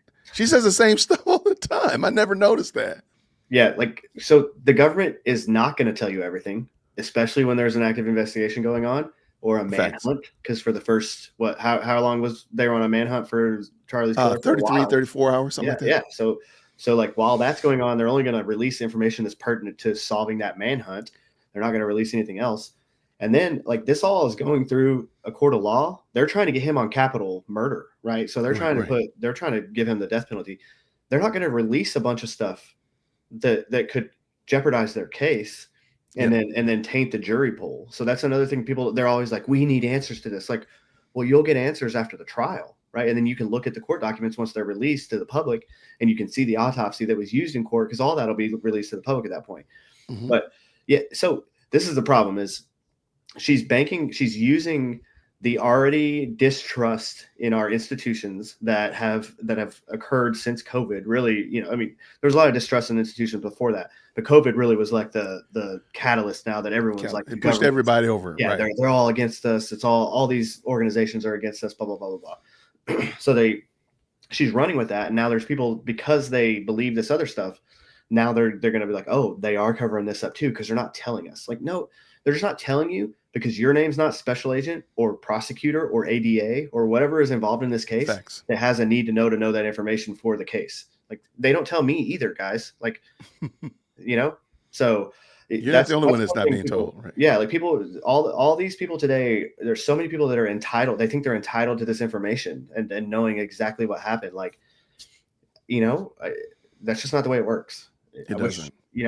I wish there was a different way. But there's other countries that do full media blackouts on anything involving that case until the case goes through court, so that nothing gets messed up. There can't be a mistrial or something. So that's all this is going to potentially generate a mistrial for Tyler Robinson. And then she's going to be like, see, I was right. Like, you engineered this mistrial with all of the shit you put out. And now you're going to like claim that you were the one that was right in it. It's insane. Yeah. Hey, there are a couple of questions for you. Do you have time? Yeah. Okay. I'm going to clear through these supers, and I did see a couple of questions directly to you. Thank you so much for the love of Jesus with the 5. As a fellow Catholic, you spew hate. There went to church. As my priest says, don't be a saint in church and a demon outside. I would absolutely pay money to find out what Candace's pastor, priest, parish, whatever, her church affiliation, what do they think about her behavior? That would be an interview I would love to have. Isn't she a part of that weird French? Is it French? Weird French, like Catholic?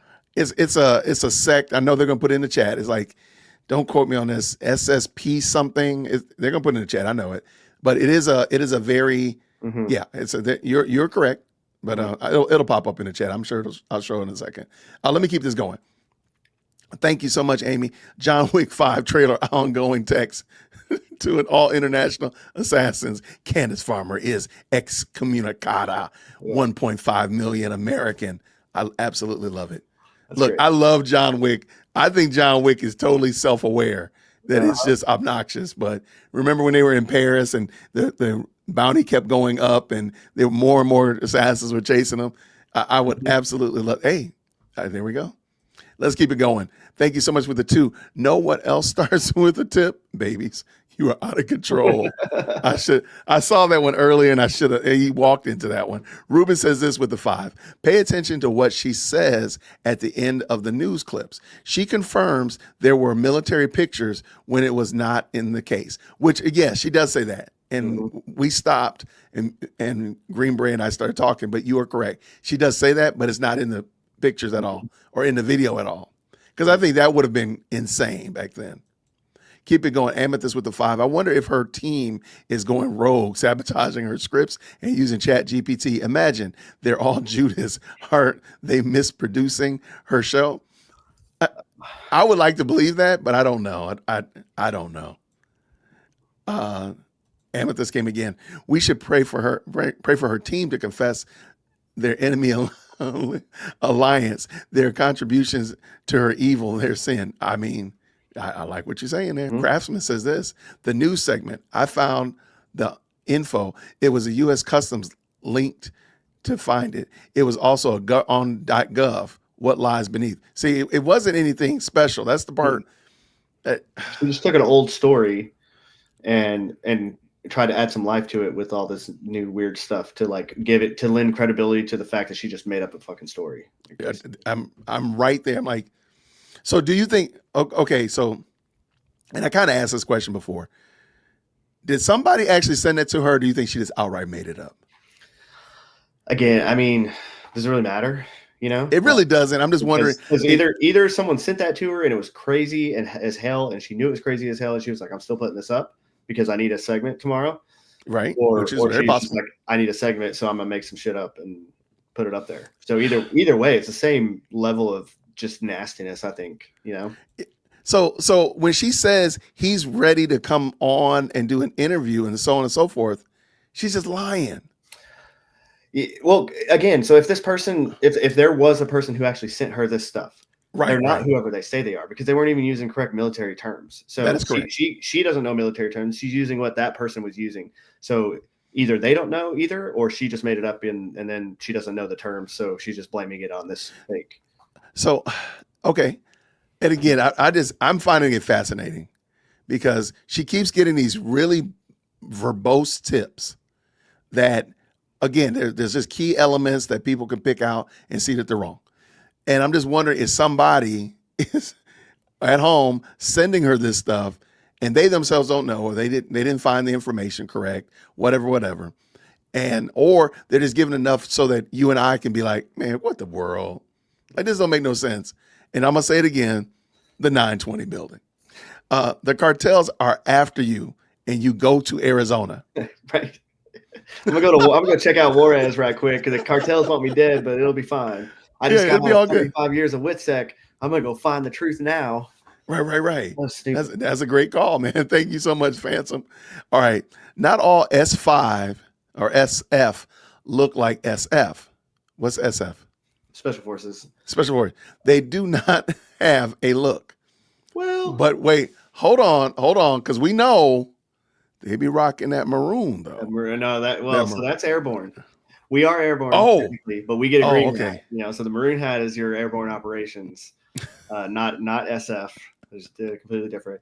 I can generally pick out an SF dude, especially if there's more than one, anywhere in the world. If I walk, like I could, some kind of either special ops or SF, they do all kind of have a look. Now, I will say, when you get to your like orange, your higher level CAG, that kind of stuff, yes, those dudes can fluctuate more in what they some of them are a little less or more unassuming, I guess you could say, especially if you're doing the secret squirrel stuff, right? Then you might, you don't want to have a bunch of tattoos and be walking around everywhere like, being identifiable. Like, so there are, yes, I get what you're saying, but at the same time, your average ODA, like an operational detachment alpha, which is a team for an SF unit, your average ODA dudes all look pretty much like ODA dudes. I'll just put it that way.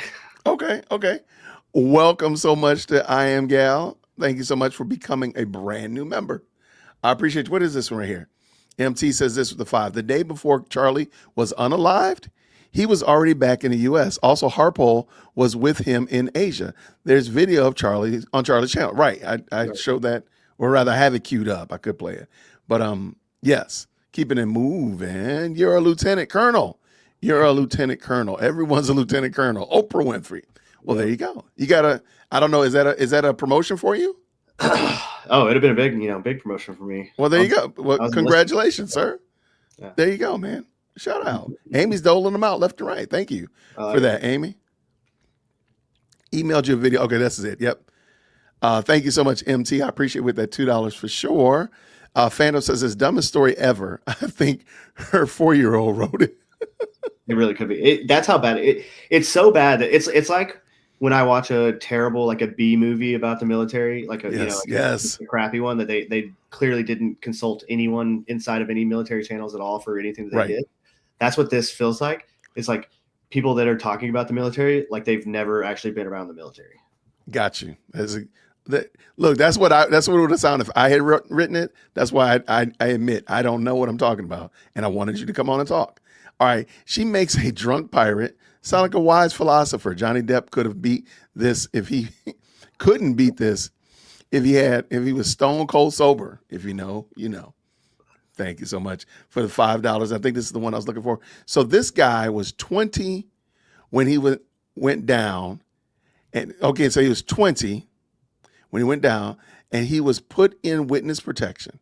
That means he was in the military for 2 years max. If he joined at 18, yet he's a military expert, wow, case closed. Mm-hmm. Thank you so much, Stephanie, for the 10. That's what I'm talking about. Like, that doesn't never makes sense. That's what I'm saying. I think she just walked right into that buzzsaw. Mm-hmm. And the story, I do think somebody sent this to her. I just think the person who sent it to her has nefarious intent of her reading. It's sounding so salacious, so juicy that she has no choice but to run and put it out on the plate and let everybody feast on it and realize that it's rancid. Like, I don't think she took any time to examine this. No. Wait, guys. In 1990, El Chapo was still mid-level. Okay, I'm trying to think. I'm trying to remember. I'm a little bit older than you, so I got to remember like 1990. Kingpin, timeline. Yeah, I was 16. Yeah, a nobody. He wasn't a kingpin yet. How did he recognize him when he wasn't him yet? Yeah, I had to look that up. That's a great. Yeah, no, that's a great point. And because she said that the commander of this joint task force was pictured with El Chapo. That is correct. So that doesn't. That's a great point. Another thing doesn't make sense. There you go. Yeah. Okay. I'm shout out to them. I'm sitting here thinking like, man, how did this slip by? When El Chapo took over. When did El Chapo become El Chapo? That's a great point. Like I hate that it takes. That's why we watch these things together, because I would have missed that, and I would have thought. And when I started this live stream, I just knew I had all of the questions answered. I had already picked out all the little small problems, but we clearly see that I did not. Yeah, it's not till really about 95. 93 is when things started shaking up in a power vacuum, and then he really took control in 95. So, yep, MT's correct. Yeah. He wasn't really anybody who would have been considered a kingpin. It's crazy. Like, literally, this is another thing. It took, she could have researched this for 7 minutes and figured that one out and been like, well, hold on, there's a hole in your story. Right. And what's the likelihood that she would have pushed back on something like that and say, hey, this part of your story doesn't make sense? No, absolutely not. Yeah. All right. What does Amy say here? Well, what happened was I was walking out of a 35-year-old military conspiracy and walked right into another one. If it weren't for bad luck, Harry Myers. Yep. Thanks so much for the 5. I mean, where's the lie? That's exactly what she just told us. Yeah. Shout out for sure, Goose. Thank you so much for the $20 super. Did anybody else notice how Candunce said she was trying to figure out who he would interview with? wouldn't she want to do the huge bombshell interview? I did pick that up. I mean, unless she knows it's fake, I'm just asking questions. Like, that should have been the first. I don't know. It's insane. If I was going to bring on a dude that had like insider information, like you're going to need to bring some receipts, bro. And we're going to like do this live, and you're going to have to come out and say who you are. And we're going to have to be able to prove all this shit, because otherwise they're like, what are we talking about? Like, why are we even having this conversation? No, that's an excellent catch. Excellent catch. Yeah. I heard it, but I don't know. I didn't say anything about it, but I did hear that. I did catch it as well. Is this not the same thing she's doing with Charlie's case? This is the Idaho 4 case she's talking about, guys. Yeah. You could literally take this case. Let me pull it back in real quick just to show y'all. You could take this little snippet right here and, again, just change like 4 or 5 words and get rid of the closed caption. You could change 4 or 5 words in here, and it would sound just like Charlie Kirk's story. Yep. The same thing. Don't trust the media. Don't trust the government. That something greater happened. Rabbit hole. I mean, darker. That's crazy that she's so predictable. All right, here goes. This is directly to you, sir. Green Beret nap time. How common is the use of the word Valhalla in U.S. military culture? How common is the U.S. forces how common is it for the U.S. forces to conduct joint training operations? What do you make of the Valhalla VFT coverage on this? Valhalla is used. It's not like a thing where we're like actually believe in Valhalla, right? It's just like a warrior to warrior kind of thing. It's, see you in Valhalla, brother, that kind of thing. It's generally it's used when someone's passed, right? So like, we'll see you in Valhalla because we're both warriors type of thing. That's all it's really for. So don't look into that too crazily. Joint training operations all the time. It's called either a JSET or a JPAT, joint combined exercise training. Happens all the time. Soft world, it happens even more, but other units do it too, especially now with the new SVAB unit, which is like the new regular Army training for regular Army units, foreign regular Army units. So all the time, happens all the time. And I talked about this before because she brings this up, that they were doing this joint training and Foreign Legion was there or something. And like the Foreign Legion probably wasn't there. Maybe they were, but there was definitely, there was absolutely could have been units there from all different nations, whether they be Five Eye, whether they're allied, or just even some nations that aren't allied and they're just trying to actually, do enough stuff with us to become a non-NATO ally, which is kind of a big deal. And then, so that happens all the time. And when it does happen, it is very, very controlled. It's very like, this goes up all kinds of chains of command. This goes up to probably the post commander is probably aware of this happening wherever the joint training is happening. So it's not something that they're just like coming in. They're like, they get to go do whatever they want to do. Like, no, like this is all structured and very, there's scrutiny all over it. Nate, man, I like Nate. I think sometimes I disagree with him on more things than I actually agree with him on. And I think he's just kind of looking at this could technically happen type of mentality, which I absolutely disagree with. I don't see the plausibility of any of these. Who's that? Valhalla VFT, Nate. Yeah. So again, I'm not going to okay. I didn't know that was a person's name. I'm sorry. Or anyone else, especially any other Green Berets. I've called some Green Berets out for some things in the past, and we do police our own. We're an organization that polices our own. Even after you're not active anymore, we still police our own. But I do believe from now on we shouldn't be doing it in public. So, if we're gonna have a conversation about something, we'll have a conversation about it like men and kind of figure out differences from there. Like I said, I disagree with his take on all of this, and I think maybe he should look into it a little bit more. But other than that, wish him the best and good things in the future for him. Okay. I didn't know that was actual. I thought it was still like a training name. I didn't realize it. Yeah, no, he's a person. Okay. He's got a podcast called Valhalla VFT. Okay. Shout out to him for sure. All right. Let's keep it going. She didn't get you. Oh, that's a good point. She didn't get you because Berger pled guilty or right. Kohlberger. Yep. Yeah. All right. All right, low IQ Condon's biggest lie is about the bullet. Oh, here we go. Here we go. The 30-06 having many rounds with hundreds, if not thousands, of variations of hunting, target shooting, and military use, differing by bullet weight from 110 to 220 grains. Thank you so much, Grim Princess, for the $20 super. You want to speak on this? Or I know lots of people talked about this. Yeah, bullets do weird things in bodies, guys. Like especially a bone, glancing off a bone, hitting a bone directly, like all these different things can happen. The way, dude, I saw a lady get shot in Afghanistan, and it went literally. She was kind of a bigger lady, and it hit her on the side and went all the way around her back and came out the other side. Didn't hit any organs. Didn't like it followed a weird path through her, through fat, like body fat, which is kind of weird.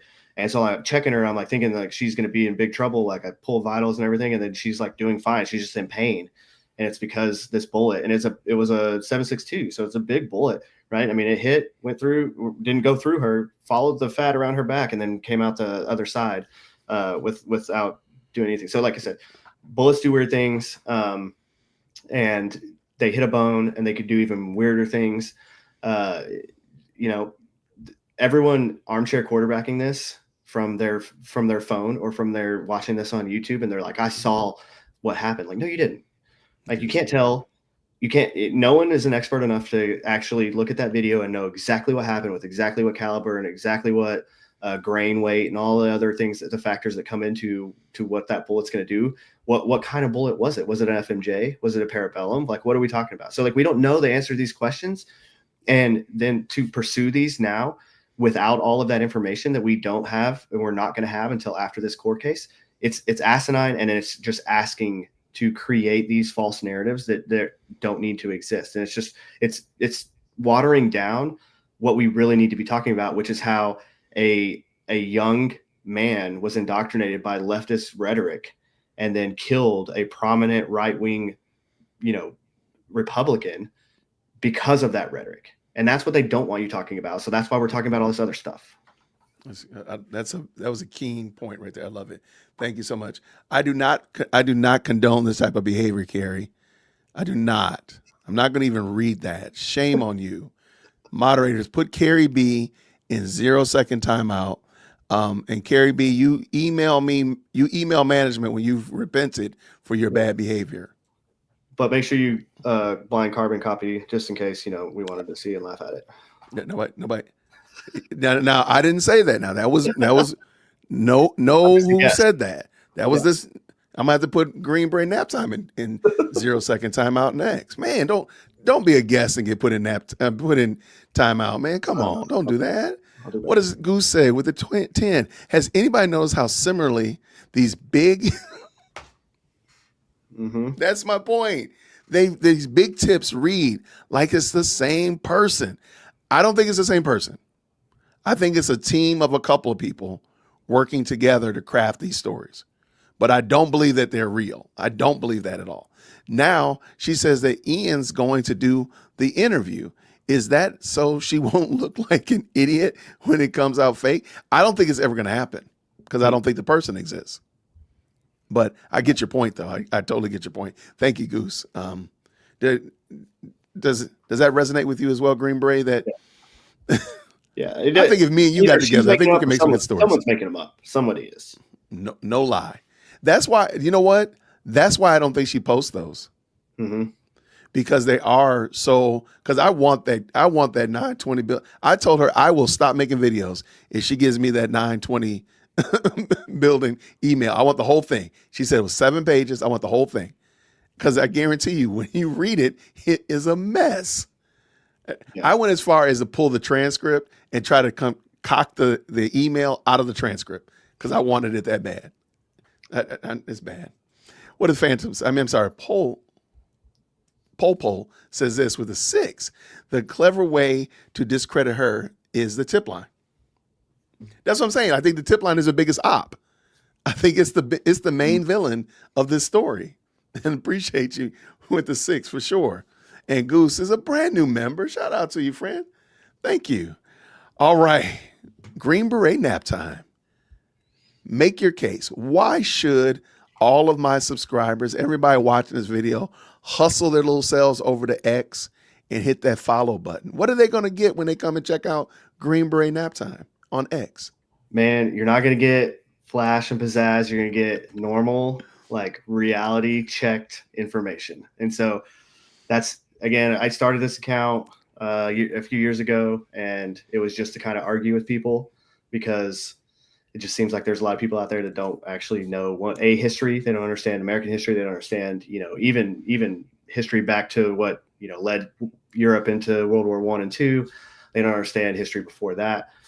So my account is just kind of, I find narratives and I poke holes in them, and then I find it, the color revolution thing that just, the Democrat six, the seditious six, if you want to call them that. I don't know if that's allowed to be said, but whatever. I didn't make up the term. But that kind of stuff, like I broke it down with doctrinal information on how that is, in my view, a color revolution, or at least what they're trying to push a catalyst for it. So that's what you find in my page. Again, it's nothing. You're not going to come here and be like, oh my God, Candace style, like drops about government conspiracies. Right. If there is a conspiracy, I'll talk about it, but only the information that I can verify, not made up stuff like some of these people do. I love it. If the mods could please just make sure that Green Beret Nap Times, and you also have a YouTube channel as well. I apologize. His YouTube channel as well as his Twitter, but you're most active on Twitter. Yeah, mostly on Twitter. I'm going to start doing more stuff here, as we go. But picking fights over there on Twitter. Yeah, because it's quiet over on those Twitter streets. There's never any up and down. There's never any problems over there. Yeah, no, there's no arguing on Twitter until you get over there causing trouble, sir. Okay, real quick, shout out to what we got here. Ruben says this: when I mentioned Nate, I meant his coverage of that video. He pointed out the inconsistencies, and Candace supporters responded by accusing him of getting the call or taking the $7,000. Okay, that's it. They're always going to do that. They do the same thing to me. The second you push back on anything that she says, you're taking $7,000 and you're blah, blah. I'm like, if they want to give me $7,000, let's talk. I mean, really? But I'm like, you do realize that you have no evidence to that either. Right. When Candace, I think I remember the very first time I paid attention to Candace during the, it was a transition period between the Macrons, coming into the Macron case. She had said that there was some Jewish rabbi had put a contract out, and all content creators were getting paid $1,000 to do videos against her. And she was putting out a request for people to send the contract or the email that they had contacted, and she never got anything. And even from then, I'm like, you do realize that she's making this stuff up. So it went from 1,000 to now 7,000. If Jesus tarries, it'll probably be 12 the next time. And she'll show you no evidence or proof, and you'll just be recanting and restating falsehoods with no evidence. Yeah. All right. And then lastly, I think this is a great way to end it. This is a great podcast. Thanks so much, man. This was a lot of fun. Someone's asking if I know Matt Tardio. Yes, I do know Matt. He's a friend, and love his show and love the stuff he puts out too. So, yep. Okay, I'm sorry if it wasn't a super chat. It was just in the. Okay. It was just over in the chat. It's not a couple on the chat side. It is hard for me to see these. It is hard over time. I don't know why 7,000, man. Why not make it 750? Why not 1867? I don't know. Ask Candace. I think it has to do with they took what the 30 pieces of silver would be like with really a day, and that would be like 7,000. So yeah, I think that's what it is. I think that's where they came up with it. It's super clever. These people are the smartest people out there. They're coming up with the great stuff. So okay, you know what? I'm gonna give them a hat tip for that. That was okay. If that's what it is, that is kind of neat. But guess what? You still won't do any research on Candace. You've done more research on this false and phony narrative about videos being created, and you haven't asked her for that 920 builder email because you know that's what your boy wants. Get me that email. Yep. Oh my gosh, that is hilarious. Now I want to go look that up. Goose came back. I bet she's losing her ish today, given the fact that Walsh, Megan, and Tatum all called out her behavior last night and today. Is she going to get nasty toward them as well now?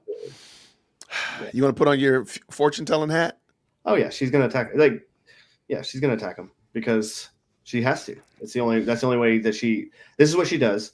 She makes a claim, and then someone pushes back against that claim, and then now she becomes a victim because they're attacking her for this claim, and then that also, in some weird way, justifies the reality of the claim that she was making because they're attacking her for it. It's like, no, you just said something stupid and insane, and we're telling you that you said something stupid and insane. Like, if you hadn't said that, we wouldn't be saying anything to you right now. You know, like right. The Egyptian plane, the UTC. Yeah. That was probably the most classic example. Besides the fact that the plane following another plane is insane. The fact that you got the date wrong, the time wrong, that's not the biggest issue. The biggest issue is you're saying a plane is following another plane around the U.S. like an old school taxi chase movie. Right. That's the crazy part. But no, I personally believe that tomorrow, because that Barry Weiss video comes out, she's going to be losing her mind. She's going to be apoplectic all day tomorrow. She's going to be on Twitter going crazy.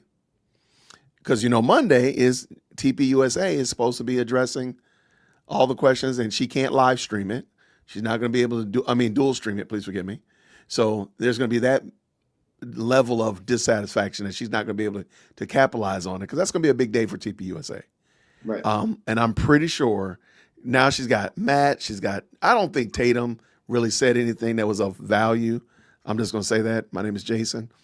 I haven't heard everything that Megan says, but I'm going to say maybe Matt might be on the chopping block. I'm pretty sure Tim Poole is going to say something bombastic over the weekend. Nick Fuentes is going to say. She's just playing basically social media whack-a-mole for the next week. She's making money off of all this too, because it's all engagement. So like when Nick Fuentes quote posts her, one of her posts, they're both making a ton of money off of this because of all the involvement that's happening. So it's all theater. It is all theater. Well, brother, I appreciate you, man. Thank you so much for taking the time today to hang out with us. Y'all, thank y'all so much to the best live chat on the internet. It looks like you had a good little show, a great show, actually, of people on X. My goodness, man. You had 1,200 people on X. Yeah. Shout out for sure. My X followers are pretty awesome. Not gonna lie. There we go. All right. Somebody just said this. What did they say this? Look at Andrew Colvett video just posted. Oh my gosh. I want Andrew Colvett to speak about, because Candace was on somebody's show. I think his name is Jimmy. Somebody. She was on somebody's podcast today, and she was basically recanting all the lies that she's been telling about, bullets and emails and texts and all this kind of stuff like that with no evidence, just talking. Mm-hmm. I want somebody to push back on that, but it was long, so I can't do that tonight. But I'm trying to see what it said. Look at Andrew Colvett video just posted. Okay, you got a second to look at it? I don't. I got to run. Okay. But get out of here, brother. Well, appreciate it, guys. Thank you. I appreciate you. It was fun. You're more than welcome. Whenever you want to, come back on through. I will do it. Appreciate it. Thank you, man. Take care. Yeah. Grace and peace. Y'all, that was Green Beret nap time. Y'all put GBNT up in the chat. Now, real quick, I am going to see what this is. Man, I got Megyn Kelly popped up right when I clicked over here. Man, that is crazy. Now I got her video in my queue. Let me pull this in, because then I can do Megyn Kelly. Then I'll pull back around and find spin the block and find Mr. Colvett. All right. So people have been saying Megyn Kelly gave her that work, huh? All right, let's see what Megan says, and then we'll come back around and find the Andrew Colvett. So shout out for sure. Thank you so much. We're going to green heart in the chat when we can hear. And let me tell you something. Uh-oh. She said, let me tell you something. She already sound mad. Uh-oh. Let's see what Megan going to tell us something. I want to be back on Team Megan. Let's see. All right, green hearts in the chat when y'all can hear. So I'd love to know where things stand with that piece of the investigation. But because I am a sane person who understands the law, I also know that the FBI, does not run around updating its investigation and releasing the very latest on what they found. And people who are demanding that the FBI or DOJ do so do not know anything about law enforcement. Say her name. Some of us have been covering in depth legal cases and matters and have even tried cases and matters for years. Say her name. That is how I have spent the past 30 years of my life. Plus, trying cases, involved in the legal system as a trial attorney, then a Supreme Court correspondent covering cases, civil and criminal, then as a legal correspondent for Fox News, legal commentator for Fox News, and ever thereafter. And let me tell you something. The FBI does not run around updating its information after somebody gets indicted. It doesn't.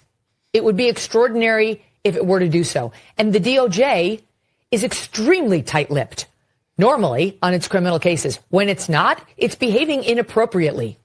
When it's not, you have rogue prosecutors who wasn't with the DOJ, Tish James, but like her, the Attorney General of New York, running around trying to update her case against Donald Trump, or Fannie Willis shooting her mouth off about Donald Trump. What did we do when those prosecutors did that? We ripped them a new one because it's inappropriate. Stop requesting or requiring the FBI or the DOJ to update its evidence for you. Okay, look, let me tell you something. I'm getting my passport. I'm ready to become Team Megan again. I'm ready to, come back to Megan.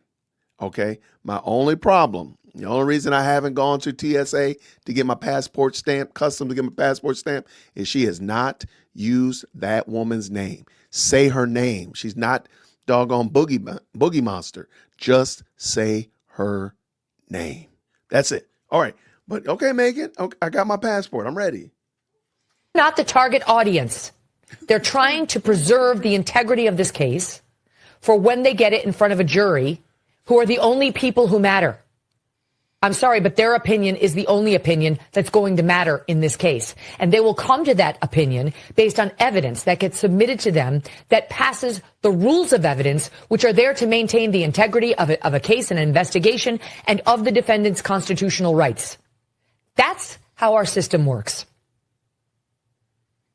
That's how our system works.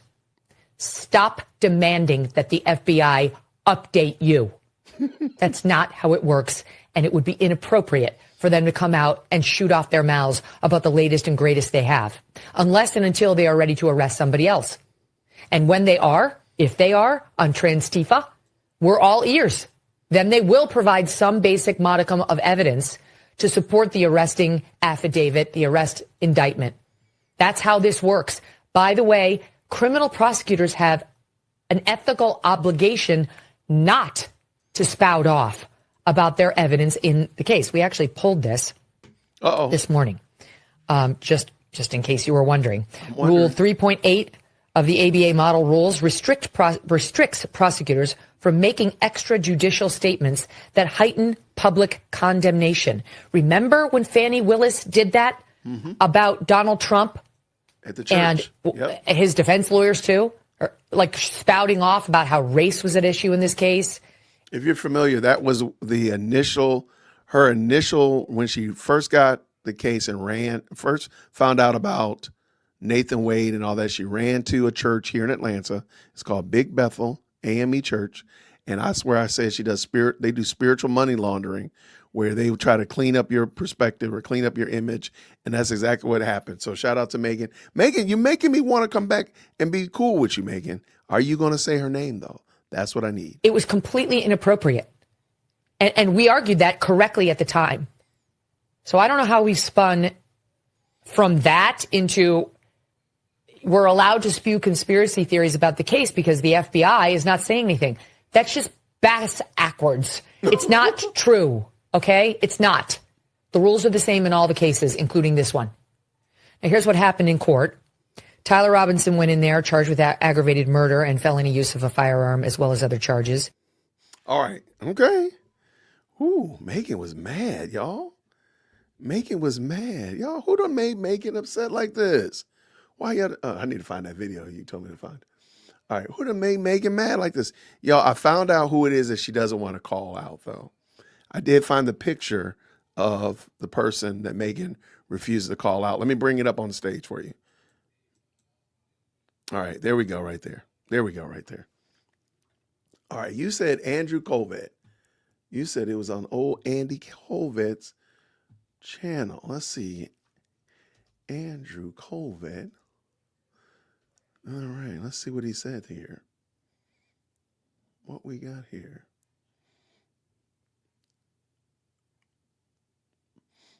Oh, okay. All right. So anyway, this is who it is that y'all don't want to say their name. So I don't know who it is. I don't say her name. All right. So they're doing some lip reading. It's only like 2 minutes long. Let me bring it in so we can check it out. Get that out of here, Jason. Bring this in. Here we go. All right. Got to get this down. Thank you so much, Amethyst Angel, for the very kind, $50 super. I'm wondering if Erica's being advised not to speak her name. I suspect there could be legal complications, and she has been advised not to speak anybody's name. I mean, that could be true. That could be true. Could it be the guardrail to implementing civil suits? Any legal scholars in here? Shout out. Thank you so much. I don't think I've heard her mention the name, but every time the name is mentioned, it's from a host. That's interesting. I can see that. Here, let's see what this is about. Charlie Kirk murder suspect said he thinks about the shooting every day. Lip reader. Okay. Take this with a grain of salt. Green hearts in the chat when you can hear.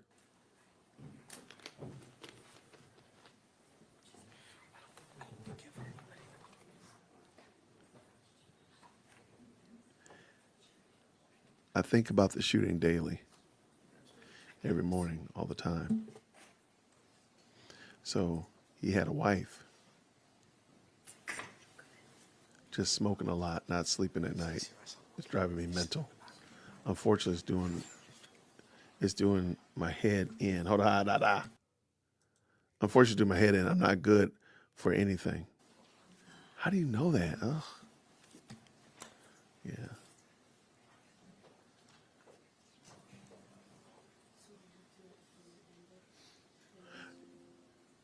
My mother goes away to see friends, to be away from the media, which thinks makes sense.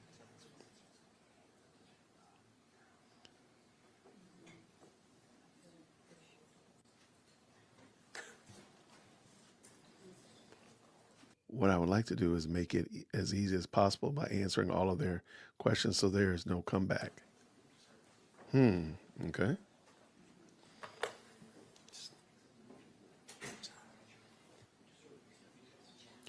I needed to run it by you.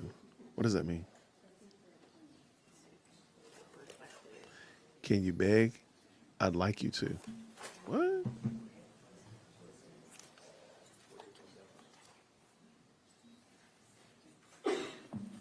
How about you? You clearly know what you have to do. I'd like to say it'd be incredible, but is it too late? Would you say that would be going too far? How does he can read that, man?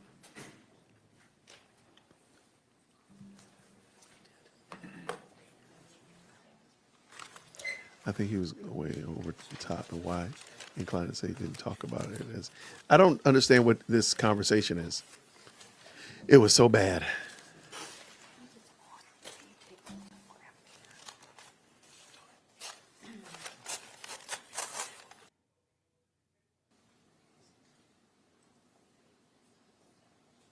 Yeah, I'd push early. I mean, you've got him. I think all it sounds intelligible. Impossible? Really? I give up. I got a lead on it. I can't exhaust it.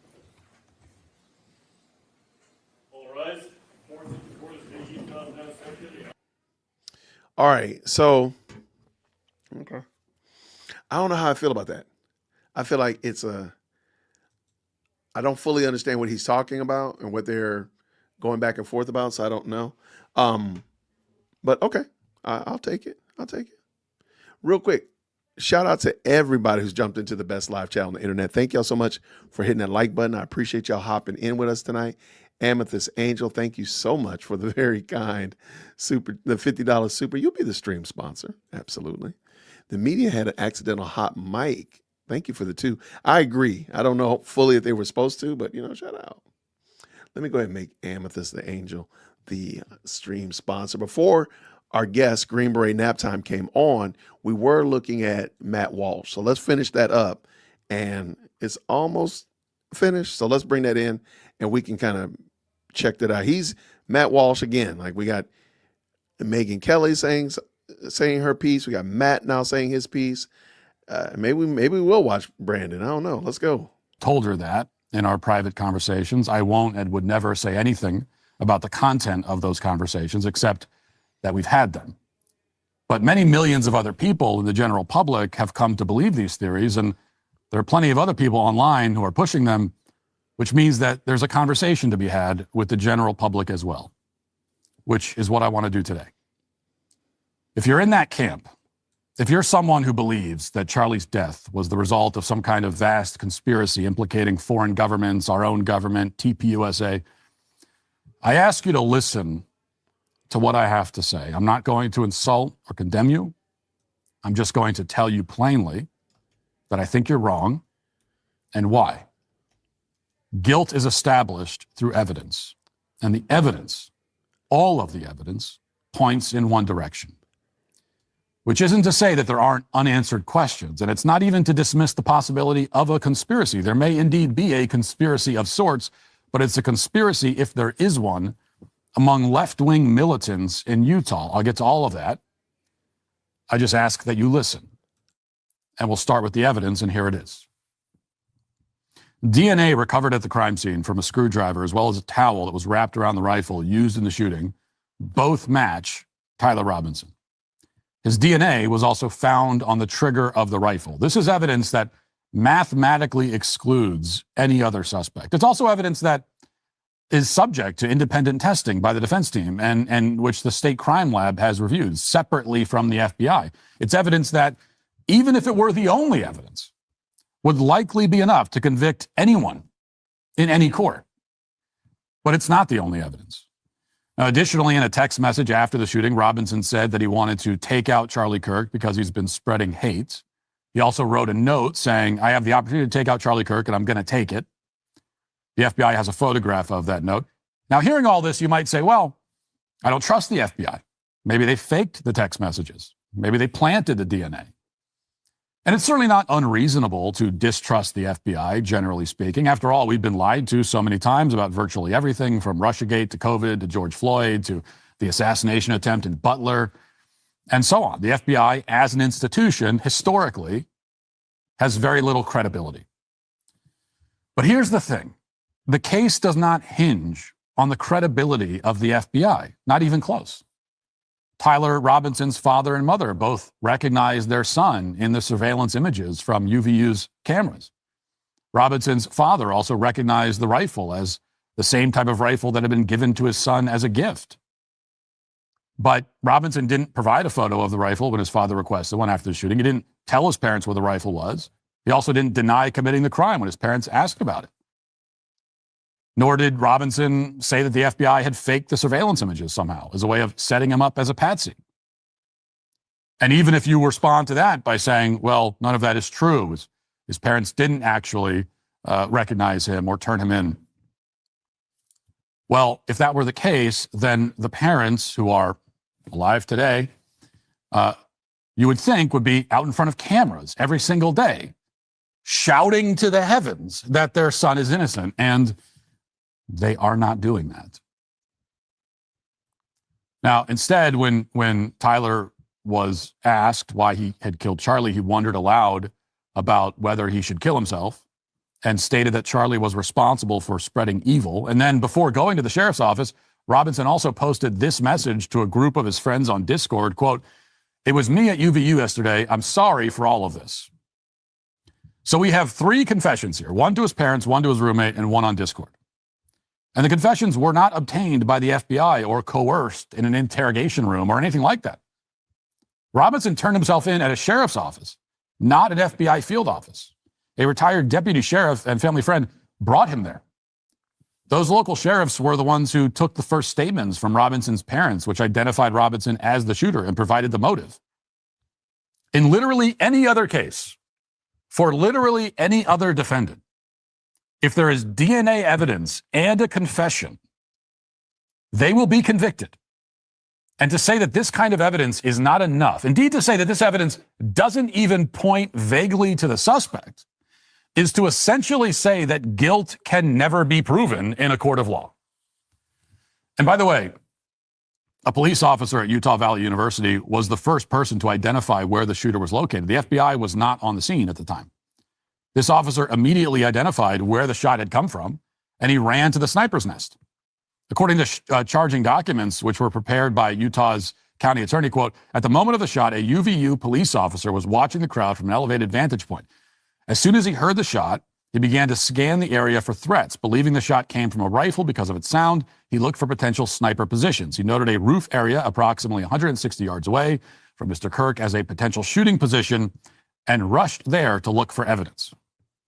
When the UVU officer arrived at the position, he, quote, noticed markings in the gravel rooftop consistent with a sniper having lain on the roof, impressions in the gravel potentially left by the elbows, knees, and feet of a person in a prone shooting position. Police reviewed surveillance from the camera covering the roof and discovered that it recorded an individual dressed in dark clothing crossing the railing from the public walkway and drop onto the roof at approximately 12:15 p.m. After a short time, which I just think is very interesting. Matt is doing nothing more than reading the charging documents and just being honest with the charging documents. And I'm just wondering, why did Candace not do this? Why does Candace not, again, all he's doing is just reading the charging docs. Why not talk about this instead of this fantastical, planes, trains, and automobiles story that she's telling? Why not just read the charging docs? matches the known time of the shot. The individual arose and ran across the roof to the northeast. This discovery led to an intensive review of UVU surveillance recordings to attempt to track and identify the suspect. Now, notably, this UVU police officer, an unlikely participant in a grand FBI conspiracy by any measure, did not think a mysterious second shooter on a grassy knoll had taken the shot. He zeroed in on the shooting location right away. They checked the cameras, and the cameras provided images of the shooter climbing the steps, who was then identified by his parents. There's also the fact that, according to a former coworker, Robinson always walked around with his fists clenched. Now, this is not the kind of evidence that would convict Robinson on its own, obviously. It's circumstantial. It's not hard evidence. But we have hard evidence, and we have circumstantial evidence. So both the hard evidence and the circumstantial evidence point in one direction. This is from the New York Post, quoting an electrician that Tyler Robinson worked with, quote, Tyler walked around with clenched fists all the time, like super hard clenched fists. I remember making a joke to him one time when he had his fists like that. I was like, are you angry, Tyler? And he was like, that's just what I do. He was always soft-spoken, but his fists were always like that. He said, even in the security footage from UVU, you can see he's got his fists clenched tight. And here is that security footage. So that detail from an independent witness is obviously incriminating. So is the fact that after the shooting, Robinson didn't answer his phone or show up to work. Quote, I was shocked when I heard the news yesterday. I was like, it can't be that Tyler. So I called my old coworker at Wild Electric and I was like, hey, did Tyler show up to work today? He was like, no, he was supposed to, but maybe he's at a different site. And I was like, dude, I think Tyler was the one who did the shooting, and he didn't believe me. The man said, adding to his that his subsequent phone call to Robinson went straight to voicemail. Now, in no uncertain terms, the evidence against Tyler Robinson, which comes from multiple independent sources, which is both hard evidence and circumstantial evidence, is overwhelming. I mean, it's easily enough for a reasonable jury to convict him 10 times over. By contrast, the alleged evidence implicating the U.S. military, foreign assassins with their personal cell phones, Egyptian Air Force planes, Turning Point USA, the French Foreign Legion, that evidence, actual evidence, is non-existent. It's not that there aren't any weird details about that day or about some of the people tangentially connected to the event, which you could point to, but there are two important points about those weird details. First of all, a lot of those details are based on hearsay and anonymous reports, so you have no way to know if they're even true. But second, even if they're all true, even if it's true, even if it's all true, even if it's true that Egyptian planes have been following Erica Kirk around and everything else, they do not constitute any kind of evidence at all. You could take any murder that has ever happened in the history of the world look at all of the stuff surrounding it and all of the people connected in some way to it and point to any number of weird things. But there's a reason why no competent defense attorney would ever try to get his client off the hook simply on the basis that weird stuff happened on the same day that the murder happened. That is not exculpatory. That is not evidence of anything except that weird things happen. Weird things happen. And in that very important respect, the conspiracy theory claims are the exact opposite of the witness testimony and DNA evidence that will be presented at Robinson's trial, all of which will be subjected to cross-examination and independent testing. None of the weird details presented by conspiracy theorists, on the other hand, constitute evidence even remotely. And more to the point, the conspiracy theories make less sense of these facts than the so-called quote-unquote official narrative does.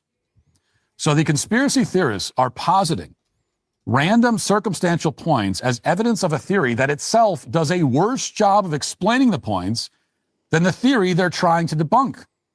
All of the weird details, again, assuming they're all true, which we can't assume, actually make the conspiracy theory less plausible, not more. If this whole thing was the work of powerful actors at the highest levels of government across the world who plotted, planned, and carried it out, it would be much cleaner. And there would be far fewer weird details for people on the internet to home in on. For example, the conspiracy theories suggest that various powerful governmental forces across the globe conspired to kill Charlie Kirk. And rather than just having him die mysteriously in his home of a heart attack or a suicide, which they could have easily arranged, or sniping him while he checked the mail one day and making sure the assassin was never found, which they also could have arranged, they decided to carry out this plot on stage, on camera, using Robinson as a patsy, who they allowed to be captured alive for some inexplicable reason, when they could have just made it a murder-suicide and tied up the loose ends. And on top of all that, we're told that they used the wrong ammunition in the official story. We'll get to that in a second. Along with leaving a trail of various other breadcrumbs that the internet could follow. And on top of that, they somehow convinced Robinson's own parents to go along with this charade, persuading them to offer their innocent son up to be executed, or at least to tolerate him being offered up, while also allowing them to stay alive to tell their tale if they ever choose to. Well, I mean, when you say it like that, Matt, I mean, that sounds preposterous. Well, I mean, when you say it that way, of course, that sounds ludicrous. You know, there have been many mass shootings where the shooter kills his family members before turning his gun on the public and then himself. That's an established pattern with these kinds of things. The hypothetical conspirators could have, and obviously would have, arranged all of that in this case, tidily closing the loop and getting rid of anyone who could blow the whistle. Indeed, the whole reason why everybody, I think, rightly assumes that Epstein didn't kill himself is that we know that powerful conspirators aren't just going to leave somebody alive to blow the lid on the whole thing. Now, admittedly, I'm speaking hypothetically about what these government assassins would do, but the conspiracy theorists are also speaking hypothetically, and I'm saying that the facts on the ground don't match their hypothetical at all. A theory is not just an educated guess. A theory, in a scientific sense, is a system meant to explain the facts we observe. We observe objects falling to the ground when we drop them. Gravity is the theory, the system that explains that fact. This is why we say theories should be predictive. They should have predictive power. A theory should predict what we observe in reality. So if you listen to somebody explain the theory of gravity, you would predict, based on that theory, that things would fall to the ground when you drop them. And what do you know? They do. But the conspiracy theory surrounding Charlie's assassination does not make sense of or predict any of the details that it was designed to explain. If you didn't know anything about Charlie or his murder and somebody told you the conspiracy theory, they told you the tale of militaries, intelligence agencies, multi-million-dollar organizations conspiring to kill this man in a highly coordinated, well-funded scheme carried out by specialized and highly trained killers, you would have in your head a picture of this case that would not even slightly resemble the reality.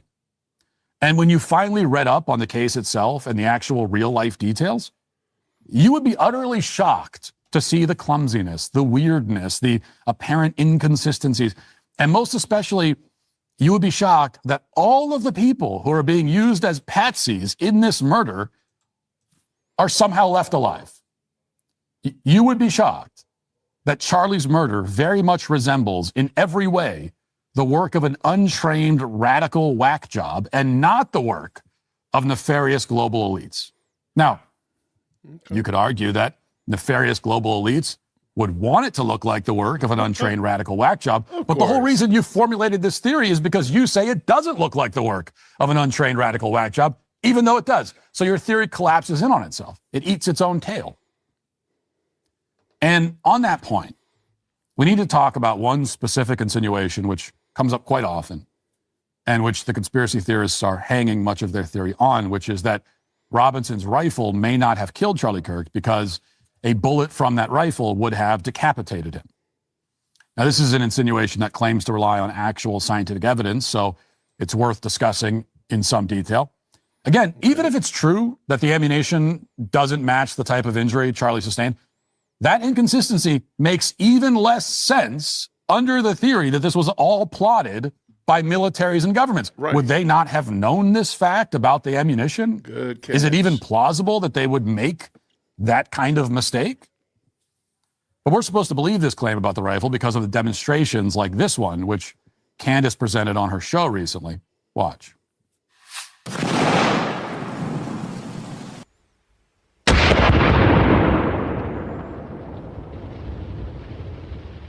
Well, we definitely penetrated our water jugs, and I don't think this is going to help to stop the conspiracy theories. His head fell off. Look at that. I mean, watch that.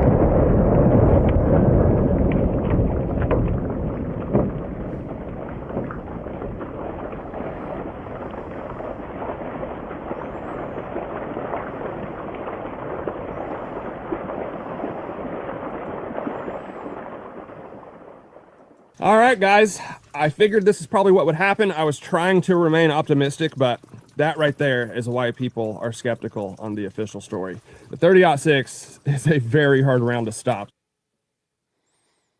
Yeah, so I wanted to show that because I realized there's a bunch of people who may not be gun enthusiasts. Obviously, that channel is dedicated to it. And just so you understand and really appreciate what the federal government is trying to sell to you right now.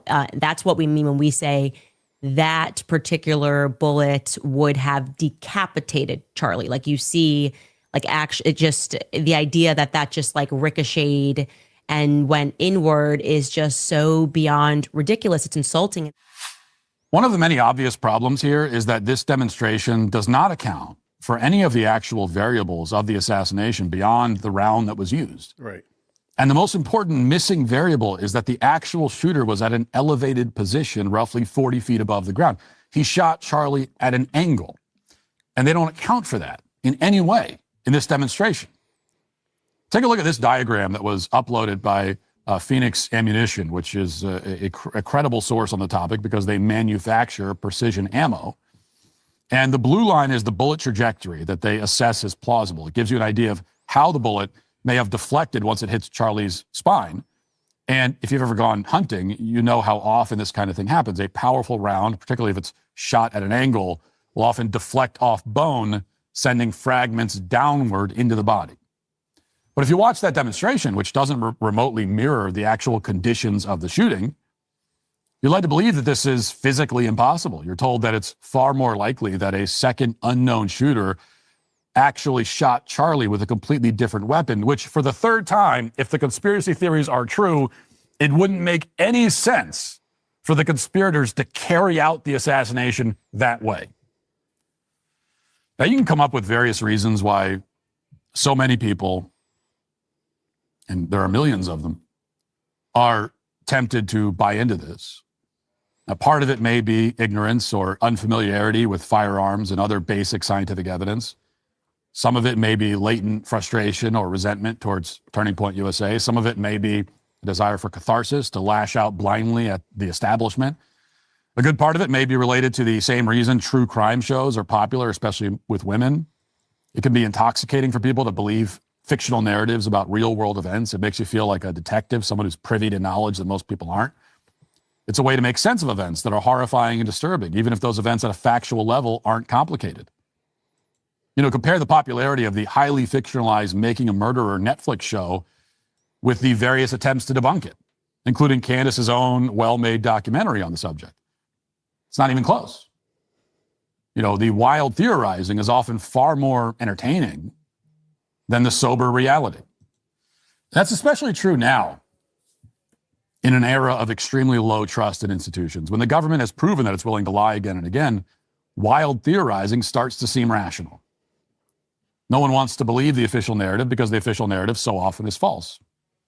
We elected this government to address the problem. We elected them to restore faith in law enforcement and the rest of America's institutions. And frankly, that hasn't happened. So there is distrust. And distrust is understandable, but distrust is not evidence of an alternative theory. And crucially, again, you do not need to trust the FBI or the federal government to recognize Tyler Robinson's very obvious guilt. Now, with that said, there are, as I alluded to, unanswered questions. And those unanswered questions, in my opinion, may even lead to a conspiracy. But not one that involves TPUSA or the Trump administration or any of the people or organizations who have so far been implicated. And as for those questions, here they are. Question 1. Why did somebody write on September 3rd, a week before the shooting, quote, "It would be funny if someone like Charlie Kirk got shot on September 10th, LMAO." That is a real post on X. It was unearthed by the account Aesthetica. It's legitimate. Did that person have advanced knowledge of the shooting? It certainly seems like they did. It's especially alarming because, as Cassandra McDonald of Gateway Pundit has pointed out, the username of that post is Tally Hall Album, and Tyler Robinson, coincidentally enough, had a publicly visible playlist of songs by the band Tally Hall on Spotify. Additionally, the shooter's trans furry boyfriend, McDonald reported, was active on the Tally Hall subreddit. Now, there were several other posts along those lines. Another post read, "Charlie Kirk is coming to my college tomorrow. I really hope someone evaporates him literally. Let's just say something big will happen tomorrow." Additionally, days before the shooting, somebody else indicated that something big was coming soon. And then after the shooting, the author wrote, "Well, that's that," and "Another chud bites the dust." Then there's this one. It's from shortly after the shooting. A trans-identifying individual who is followed by Lance Twiggs on TikTok wrote, "We effing did it." Now, whatever happened to those people? The FBI says they investigated them. What did they uncover? Were they cleared? If so, how? And there's a clear public interest in answering that question. It wouldn't interfere with Tyler Robinson's trial. So what's the answer? And while we're at it, why did Robinson text his gay furry lover, quote, "Remember how I was engraving bullets?" Now, how is it possible that the roommate, Lance Twiggs, would see Robinson engraving bullets but not have any idea why he was engraving them? Did he see him engraving messages like, "Hey, fascist, catch"? Did he ask why his roommate was engraving bullets? Would that not send up 1,000,000 red flags? What possible innocent reason could a person ever have for engraving a bullet? Well, we have no idea. And as far as we know, Twiggs has gone missing. Nobody seems to know where he is. So where is he? And has he actually been cleared of any wrongdoing or foreknowledge of this attack? And what is the group Armed Queers Salt Lake City? And why did they scrub their entire social media presence immediately after the shooting? Now, these are legitimate questions that, for all I know, the government will answer during Robinson's trial. But I think they should address some of these issues now. Even if they have to leak the information through unofficial sources, transparency is obviously necessary. Now, as of now, there is actually a case to be made for a conspiracy, but it doesn't involve the Egyptian Air Force or the French Foreign Legion. It involves the people who were predicting the attack on the internet before it happened. The leftist freaks on the internet who seemingly had foreknowledge of the attack. It involves the coordinated attacks by leftists on law enforcement over the past several months. It involves the people, leftist militants, who have been committing acts of political violence all over the country for years, and who had all of the motive and all of the incentive to kill Charlie Kirk. There is one group and one group only that has actually benefited from Charlie's assassination and that ever had a chance of benefiting, and that is the militant left. Say that part again. Now, on the other hand, the group that has been harmed the most by far, and that could only be harmed by this, is TPUSA. Which means that along with there being no evidence at all to implicate them, they also don't have any discernible motive. And that includes, most obviously and especially, Erica Kirk. And on that note, I want to say this about Erica. I'd only met Erica maybe once or twice prior to Charlie's death. After he was killed, of course, I reached out to her, and we spoke briefly on the phone. Again, I'm not going to go into detail about the content of a private conversation, except to say that Erica, who had just lost her husband in the most shocking way imaginable, spent most of our conversation trying to encourage me and tell me how much I meant to Charlie, as I tried desperately to deflect the conversation back to her, the person who mattered. She's the grieving widow with children who at that point still didn't even know that their father was dead. And yet here she was on the phone, through her tears, through the very deep and clear and audible anguish and pain in her voice, still trying to be gracious and encouraging to somebody else, some guy she barely knew. And it was clear to me then, and has become all the more clear to me since, as I've gotten to know her more, that this is somebody with an immense amount of strength and courage. So when people look at Erica and say, she's acting strange, I've never seen a grieving person act this way. Well, I agree. She's an exceptional person in an extraordinary situation, handling it with remarkable poise and dignity. That is a virtue, and virtue is a strange thing in our day. And even if she were not an impressive person, she would still be a grieving widow.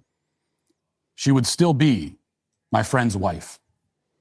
And I would still feel duty-bound to support her, as I have over these past 3 months in ways both public and not. So what I am asking everybody, including Candace, is to please leave this woman alone. Let her grieve. Let her pick up the pieces of her shattered life in whatever way she sees fit. She deserves that grace. And we owe it to her, not because of any specific debt, not because we have no right to question her. Of course, we do have the right. But we have a moral obligation as children of our Heavenly Father to be charitable and kind towards suffering widows, especially the widow of a man that all of us on the right say that we respected and admired. All told, the tragic reality is that 3 months after the assassination of Charlie Kirk, the leftists who want us dead are more emboldened than ever. They are thrilled. And that was always the worst possible outcome. It's a trajectory that, if it continues, could destroy not only what Charlie built, but also what's left of the conservative movement, a movement that is the only thing standing between Western civilization and the forces that wish to tear it down brick by brick. That's the reason sociopaths like Tyler Robinson are smiling right now. They know they're winning, and we cannot let them, which means we all must return to the facts, to the truth, and our defense of it, which is the mission that Charlie lived for and died for. We cannot let it die with him. Hey, applause. You know what? I gotta give Matt some love for that. That was good. I gotta give him double. Hold on, give him again. I gotta give him that. That was good. Okay, all right. Now Matt definitely won me back over. I'm back. I can rock with Matt again now. I can get down with Matt. Matt, Megan, maybe I got to see a little bit more. But Matt, that was great. That was excellent. I got nothing to say, nothing to add to that. That was outstanding. What do we have here? TPUSA deleting Charlie Kirk would be equal to the Chicago Bulls deleting Michael Jordan. Utterly absurd. Thank you so much, Grim Princess, for the very kind, super, and a very keen analogy right there. I mean, what would be the purpose of that? What would be the purpose? Make it make sense. And I think Matt did a good job of like letting the air out the tires of those theories and really making it make sense. Like this thing doesn't make any sense at all. Shout out to Matt. I will give him a lot of grace for that. I like that one. That was whoever told me about that one. Shout out for you. I don't think I'm gonna listen to Brandon Tatum because he really does. In my opinion, he doesn't make any effort to fix any of the ills that he's done. I'm sorry. I don't think he did. So I'm not gonna worry about that. So I'm not worried about Brandon Tatum. Like I said, Matt, shout out to you. I like what Matt said. I like a lot of what Megan said. I wouldn't mind her calling Candace out by name, but that's just my biggest issue. Brandon Tatum, I'm not gonna worry about that. I'm gonna leave that alone. I clipped out the video and sent it to my editor, but I don't think I'm gonna worry about it tonight, at least, because I don't think he's really serious, in my opinion. Based upon information and belief, I don't think Brandon Tatum is serious about really bringing light to the situation. But, let me know what y'all think about it for sure. I do want to give a couple of quick things real quick. Thank y'all to, you guys came through tonight. There were so many of you all, whether you're over on Green Beret Nap Times channel. I love that name. Green Beret Nap Times channel or over here. Shout out to all of y'all. Thank y'all so much for tapping in. If you could, just go ahead and make sure you hit that like button. If you haven't subscribed, go ahead and subscribe. I mean, I'm trying to hit 100,000 subscribers by the end of April. I would love to do it before then. This weekend, I'm sure there's going to be all kinds of shenanigans going on this weekend. The goal is to probably do a live stream on Sunday, but it is not going to be related to Candace. Unless something big happens, unless something big pops up, we might just do some body cams. I got some fun body cams. Just have some body cam time, laugh and have a good time. Just get some of the candy out the system. So there might be a candy detox night on Sunday. Cause I'm pretty sure next week is just going to be, it's going to be crazy next week. Cause I just got this feeling the way that she moves and operates going into the Christmas holiday. People are not going to be talking to people are not going to be live streaming, over Christmas. So next week is going to be hot and popping. So why not? And next week starts AmFest. So why not get out here and really act a fool? I think Monday's going to be crazy because TPUSA and then of course Erica's interview on Saturday. There's going to be just all kinds of stuff. So I appreciate all of y'all for that. What do we have here? Hold on 1 second. Thank you so much, Kristen Jean, right here with the $2. Listen to what do you mean? I see it right here. Man, somebody's already sent it to me, and I was like, it is looking like a long video. I love John over at What Do You Mean? And I like that he has the, let me pull it back up. Sorry. I closed it out. In the chat real quick. Y'all want to watch What Do You Mean with us? In the chat. It's okay. Like, y'all just comment. Let me know. Did he do it as a live stream? Oh, I guess it's not as long as I thought it was. Sorry.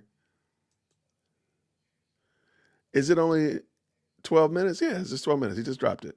All right. In the chat. Let me know if y'all want to watch it. We'll pull it in. We'll do it, Christelle. We'll do it. What does Goose say here? I sent you an email titled Tyler Robinson video. There's 2 links you might want to play for the true crime podcaster who goes over the docs and Google mapping and timelines. All right, let me pull in, Erica will be framed. Oh, wait, this is not the one I was looking at.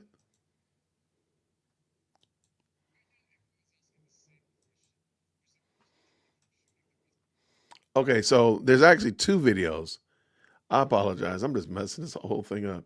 So there's 2 videos. What Do You Mean has a video with the homicide detective that we looked at before, Coldplay Christianity. And that one came out, that was last month. Okay. So this is the one that y'all are talking about, the one that Eric will be framed. Okay, that's only 12 minutes. Let me bring that in.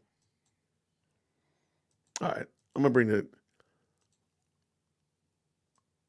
All right, let's bring that in, and I'll check out what Goose is saying. Thank you so much for the 10. I appreciate you, love. Thank you so much.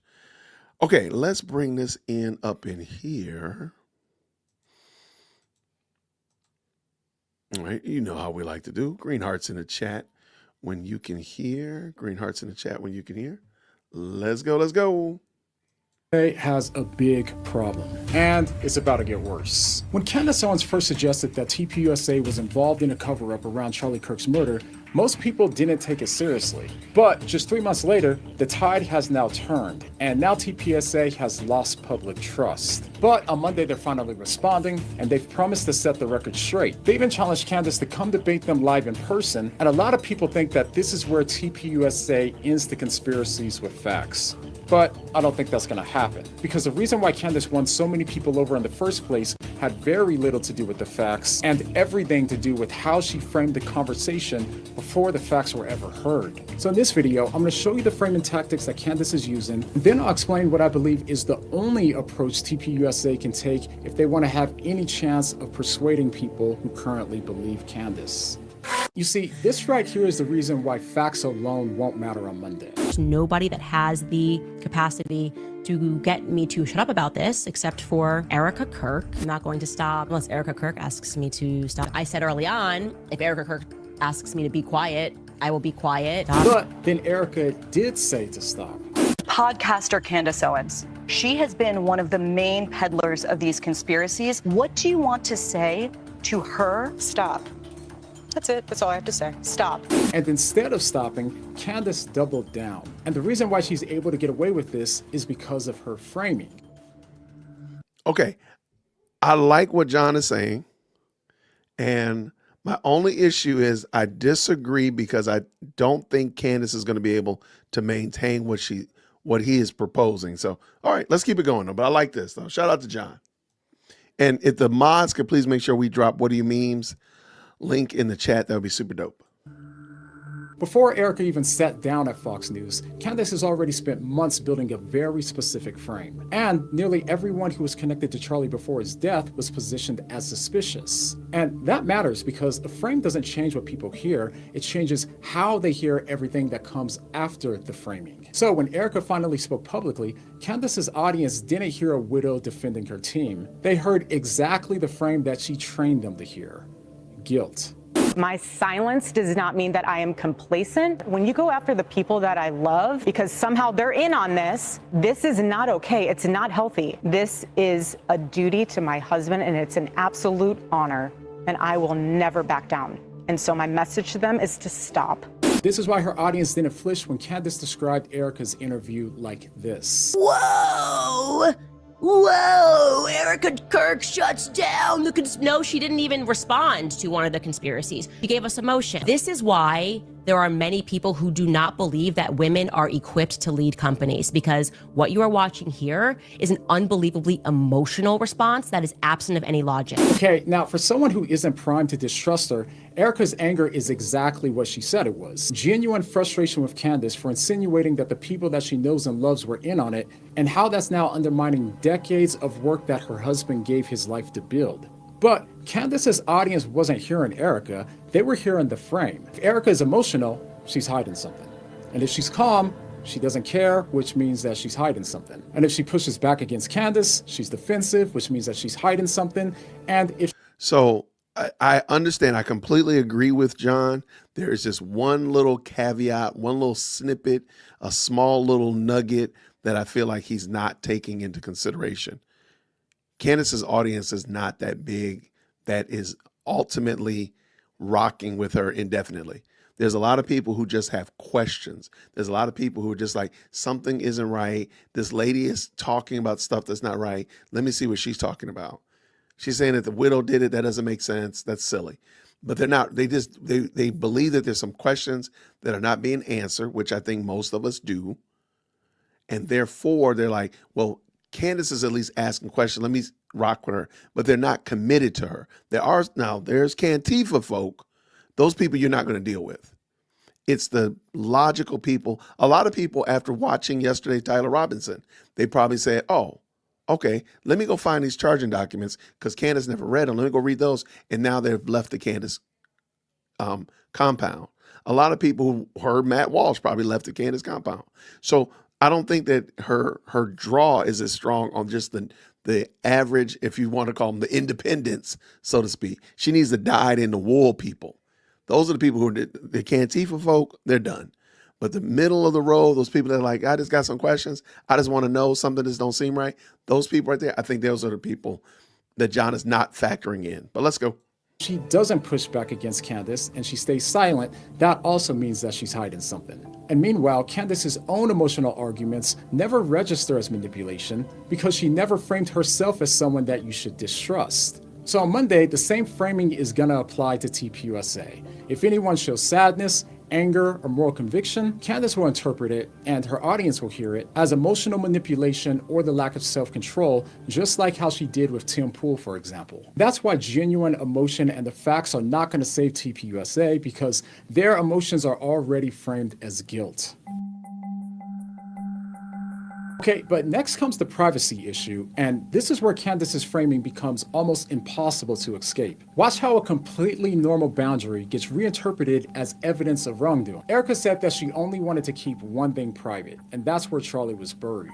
Can I have one thing? Can my babies have one thing where we hold it sacred, where my husband is laid to rest, where I don't have to be worried about some secular revolutionary coming and destroying my husband's grave while my daughter is sitting there praying? But listen to how Candace reframed that boundary. You want privacy when you want it, but you want publicity whenever you want it, and that just doesn't work. This is the same person who had somebody record her over Charlie Kirk's casket and to publish his body on Instagram was a decision that was made by Erica. That is an incredibly personal and an incredibly intimate moment that you invited the public into. And now you fast forward 3 months removed and it's, why does the public want to know where he's buried? It doesn't work like that. So for anyone that hasn't listened to Candace and adopted her framing of distrust, this is entirely reasonable. Erica doesn't want strangers with ill intent showing up at the place where her family goes to grieve. And that's not suspicious. It seems like a normal human request. However, inside Candace's framing,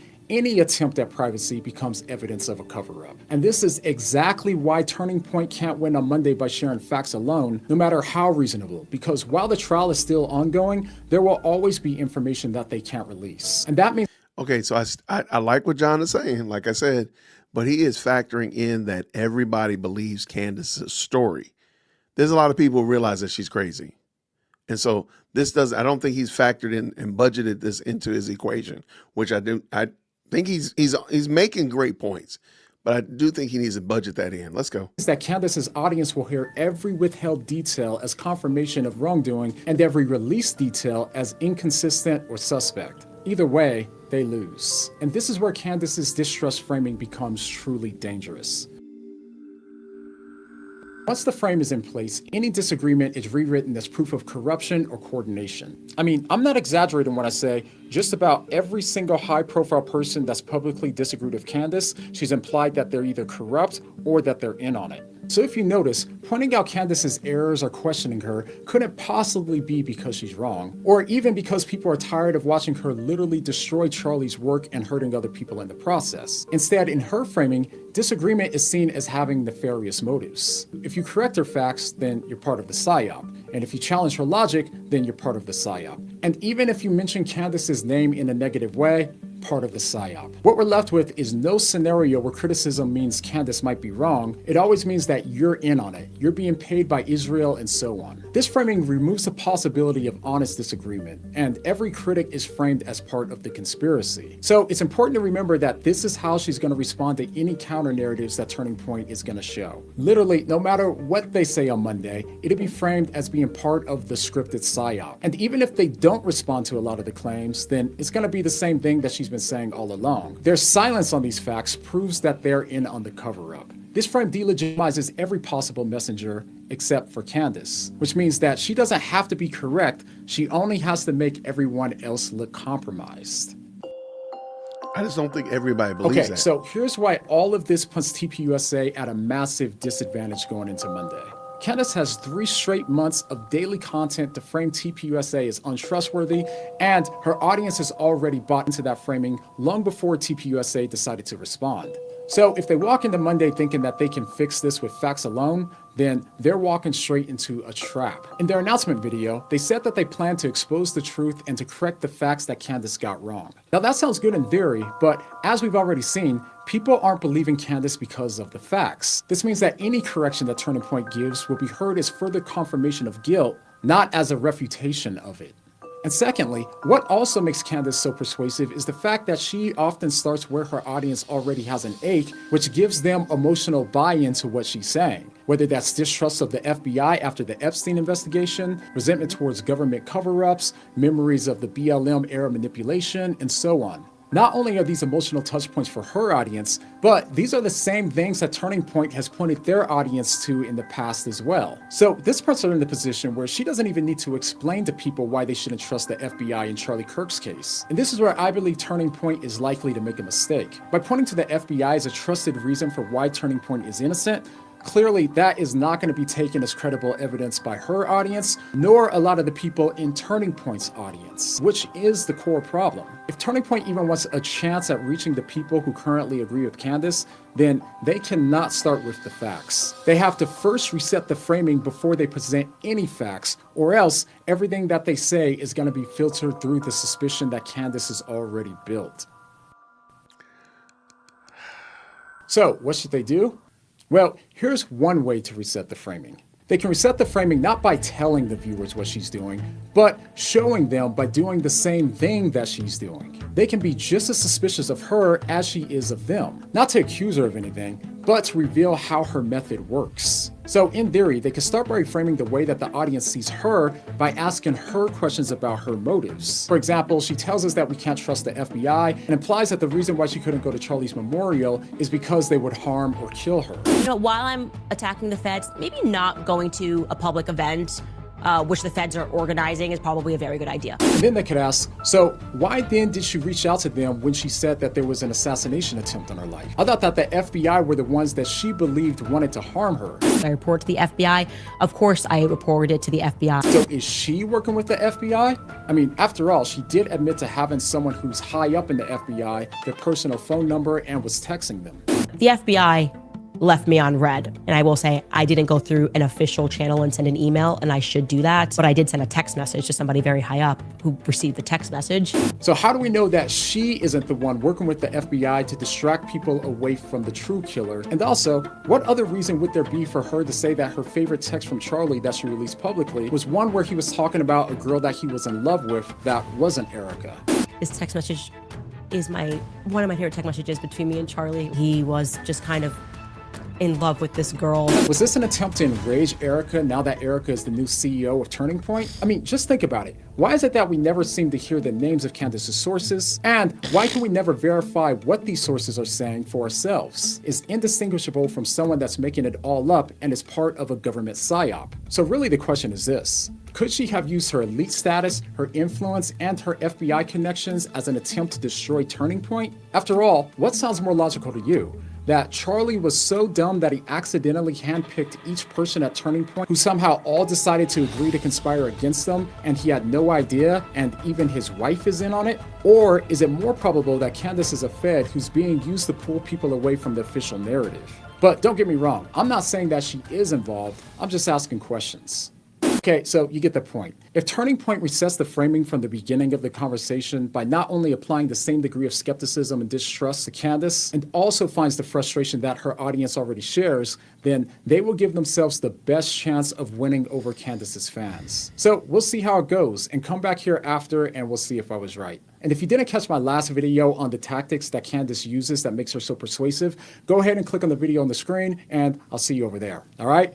Thanks for watching. All right, grace and peace, John. Okay. I can get with that.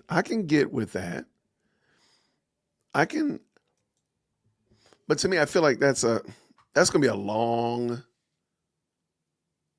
I don't know. Maybe, you know what? I'm optimistic. I'll be optimistic about that. I can kind of get with what John is saying. So shout out to John. From What Do You Mean? I appreciate it, man. That was a good one, brother. Yeah, I think that's on the money for sure. What do we have right here? M. Saunders says this with the 5, Australian. So I have been doing some homework. I found 140 different voices on YouTube, from large channels to small channels, and it's all telling Candace to stop. I agree. Shout out for sure. 140 is crazy, man. That's a lot of folk, man. And she's gonna still try to double down. I'm looking forward to seeing what happens on Monday. I don't know where I got Sunday from, but I appreciate it though. Y'all, thank you so much, everybody, for rocking with us. The goal, I will, depending on if we get done with everything we're doing this weekend, I'll probably go live on Sunday evening, and we'll probably just do a fun show. Maybe just look at some body cams. I got some fun videos, some fun TikToks I've been finding. I'm sorry, fun videos on Twitter I've been finding that I think you will enjoy. So that is a tentative plan for Sunday. Tomorrow, I got some videos popping out throughout the week, so definitely want to let you check those out as well. Thank y'all so much, you all, to the very kind and very gracious super chats as well as cash apps. Thank you so very much for that. Amethyst Angel, thank you so much for being the stream sponsor. I appreciate you always, sister, for taking care and supporting the channel. Thank you to everybody who tapped in, whether you're from Green Beret Nap Time, whether you're from here. Thank you so much for watching and making my guests feel so welcome. Thank you so much for hitting the like button. If you haven't already, thank you for subscribing. I really appreciate it. Go ahead and hit that subscribe button, turn the bells on, all that kind of good jazz. I want y'all to have a fantastic rest of the night. It's a great Friday Night Lights. Feel free to drop those green hearts in the chat. Make sure you tip your waiters on the way out the door. Thank you so much. I did. Darn it. You know what? Hold on. Because I thought there was a good one. There was a good. You know what? I think it's right. Let's. I did see a good. Yep, here it is right here. All right. All right, hold on. Did everybody hit the like? Did everybody hit the like button? Did everybody subscribe? If everybody subscribes, then I will go ahead and hit this one. What time on Monday? Okay, I don't know exactly what time. Quote me on this. I believe, Mommy, to Kitty. I believe. Don't quote me on this. They're supposed to be streaming at 4 o'clock my time here in Atlanta. So I think that's 2 o'clock in Arizona. I will double check and make sure. I'll put up a community post. Everybody will know. I'll put up the video beforehand. Okay. I mean, I'll put up the link ahead of time. So you'll know probably by tomorrow, because I'll go check and find out exactly what time. But I'll make sure you know ahead of time so you have time to pop your popcorn, get your beverage, get your comfy chair, all that kind of stuff like that. So I'll make sure that's available. I'm over here talking. I did not pull this video in. All right. Lord have mercy. Ami is just so funny to me sometimes. All right, let me pull in Ami Kozak. Make sure you hit that like button, my people. Did everybody subscribe? Did they all subscribe?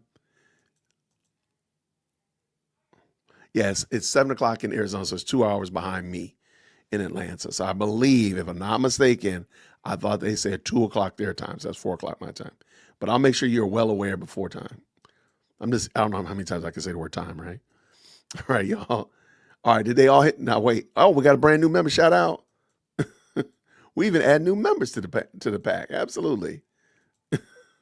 Shout out for sure. Thank you, Brandy. Welcome. Becoming a brand new member. Good to have you. All right. Did they all subscribe? Are they all helping me hit my goal of 100,000 subscribers by April? Help a boy out. Let's go. Ami, what you got to say, man? Green hearts in the chat when y'all can hear. No, I made it very clear that there's only two people who would stop me from doing this. One would be my husband, and the other is Erica Kirk. What do you want to say to her and the other people that are putting these lies out into the world right now? Stop. That's it. Face, man. That's all I have to say.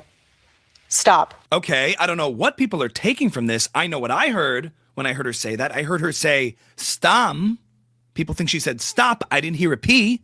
I didn't hear a P at all. I heard her say stam, which is actually a Hebrew word, which is interesting. I find that interesting. She's using Zionist coded language. Now, the word stam, if you dig deeper, actually means just kidding. Just kidding. I didn't mean that.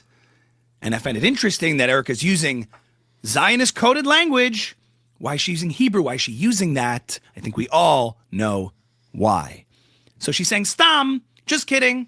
Keep going, Candace. It's so obvious. It's so obvious, you guys. It's so obvious.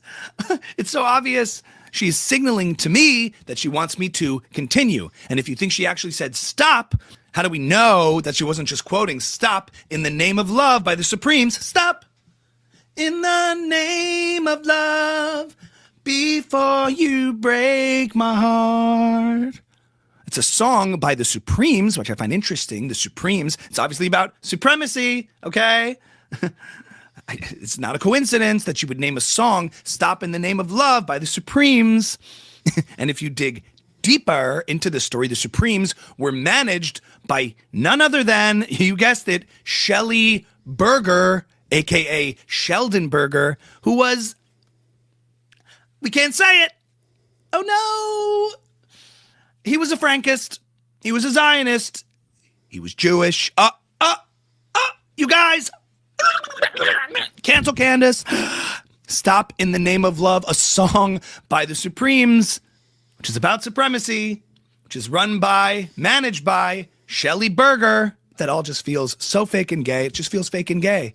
She's either using Zionist-coded language, stam, which means just kidding, so I should keep going, I should continue. Either that, or she's referring to stop in the name of love by the Supremes about supremacy. It's just, I'm sorry, I just think none of this is real. Like, none of this is real. I don't know, but I know, you know? Incidentally, Charlie's last book that he came out with was called Stop in the Name of God.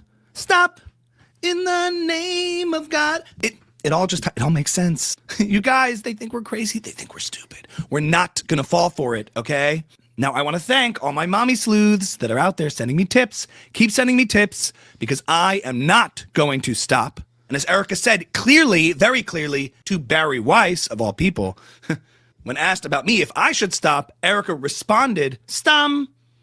Just kidding. Or that simply saying stop is quoting the Supremes, and we all know what she means by that. Keep sending me tips, mommy sleuths. I'm every woman. It's only me. Darling. That's not the Supremes? Shaka Khan. But that's Shaka Khan? Yes, dear, I love that song. Is that about Brigitte? Could be. I'm coming out. I want the world to know. Got to let it show. I love that song. What's that song? That's Diana Ross, darling. I love that song. You love that too? Oh, yes, very much. Okay. I'm going to go out for a bit, meeting a friend. Okay. Oh, no. Shout out to Ami. Ami be crushing it, man. When he's on it, he is on it. Other times he be missing it sometimes, but he be on it when he's on it. Y'all, thank y'all so much for rocking with us tonight. Thank you to everybody who hung in there. Thank you so much to Green Beret Nap Time for being an excellent guest. Please make sure you go over and check him out on Twitter. He's not causing any problems, so don't worry. He's not doing anything. He's not causing any problems over on Twitter. So go check out Green Beret Nap Time. Shout out. What do we have here? Well, thank you so much. Mods, I appreciate y'all. Thank you to everybody. Even if you just tapped in and just watched, thank you so much for watching. Thank you so much for being a part of the best live chat on the internet. Please make sure you tip your waiters on the way out the door. Make sure you hit those green hearts, flood it with green hearts, and then jump into the most electrifying live chat on the planet and just say what's up. I'm going to see you all, Lord willing, on Sunday.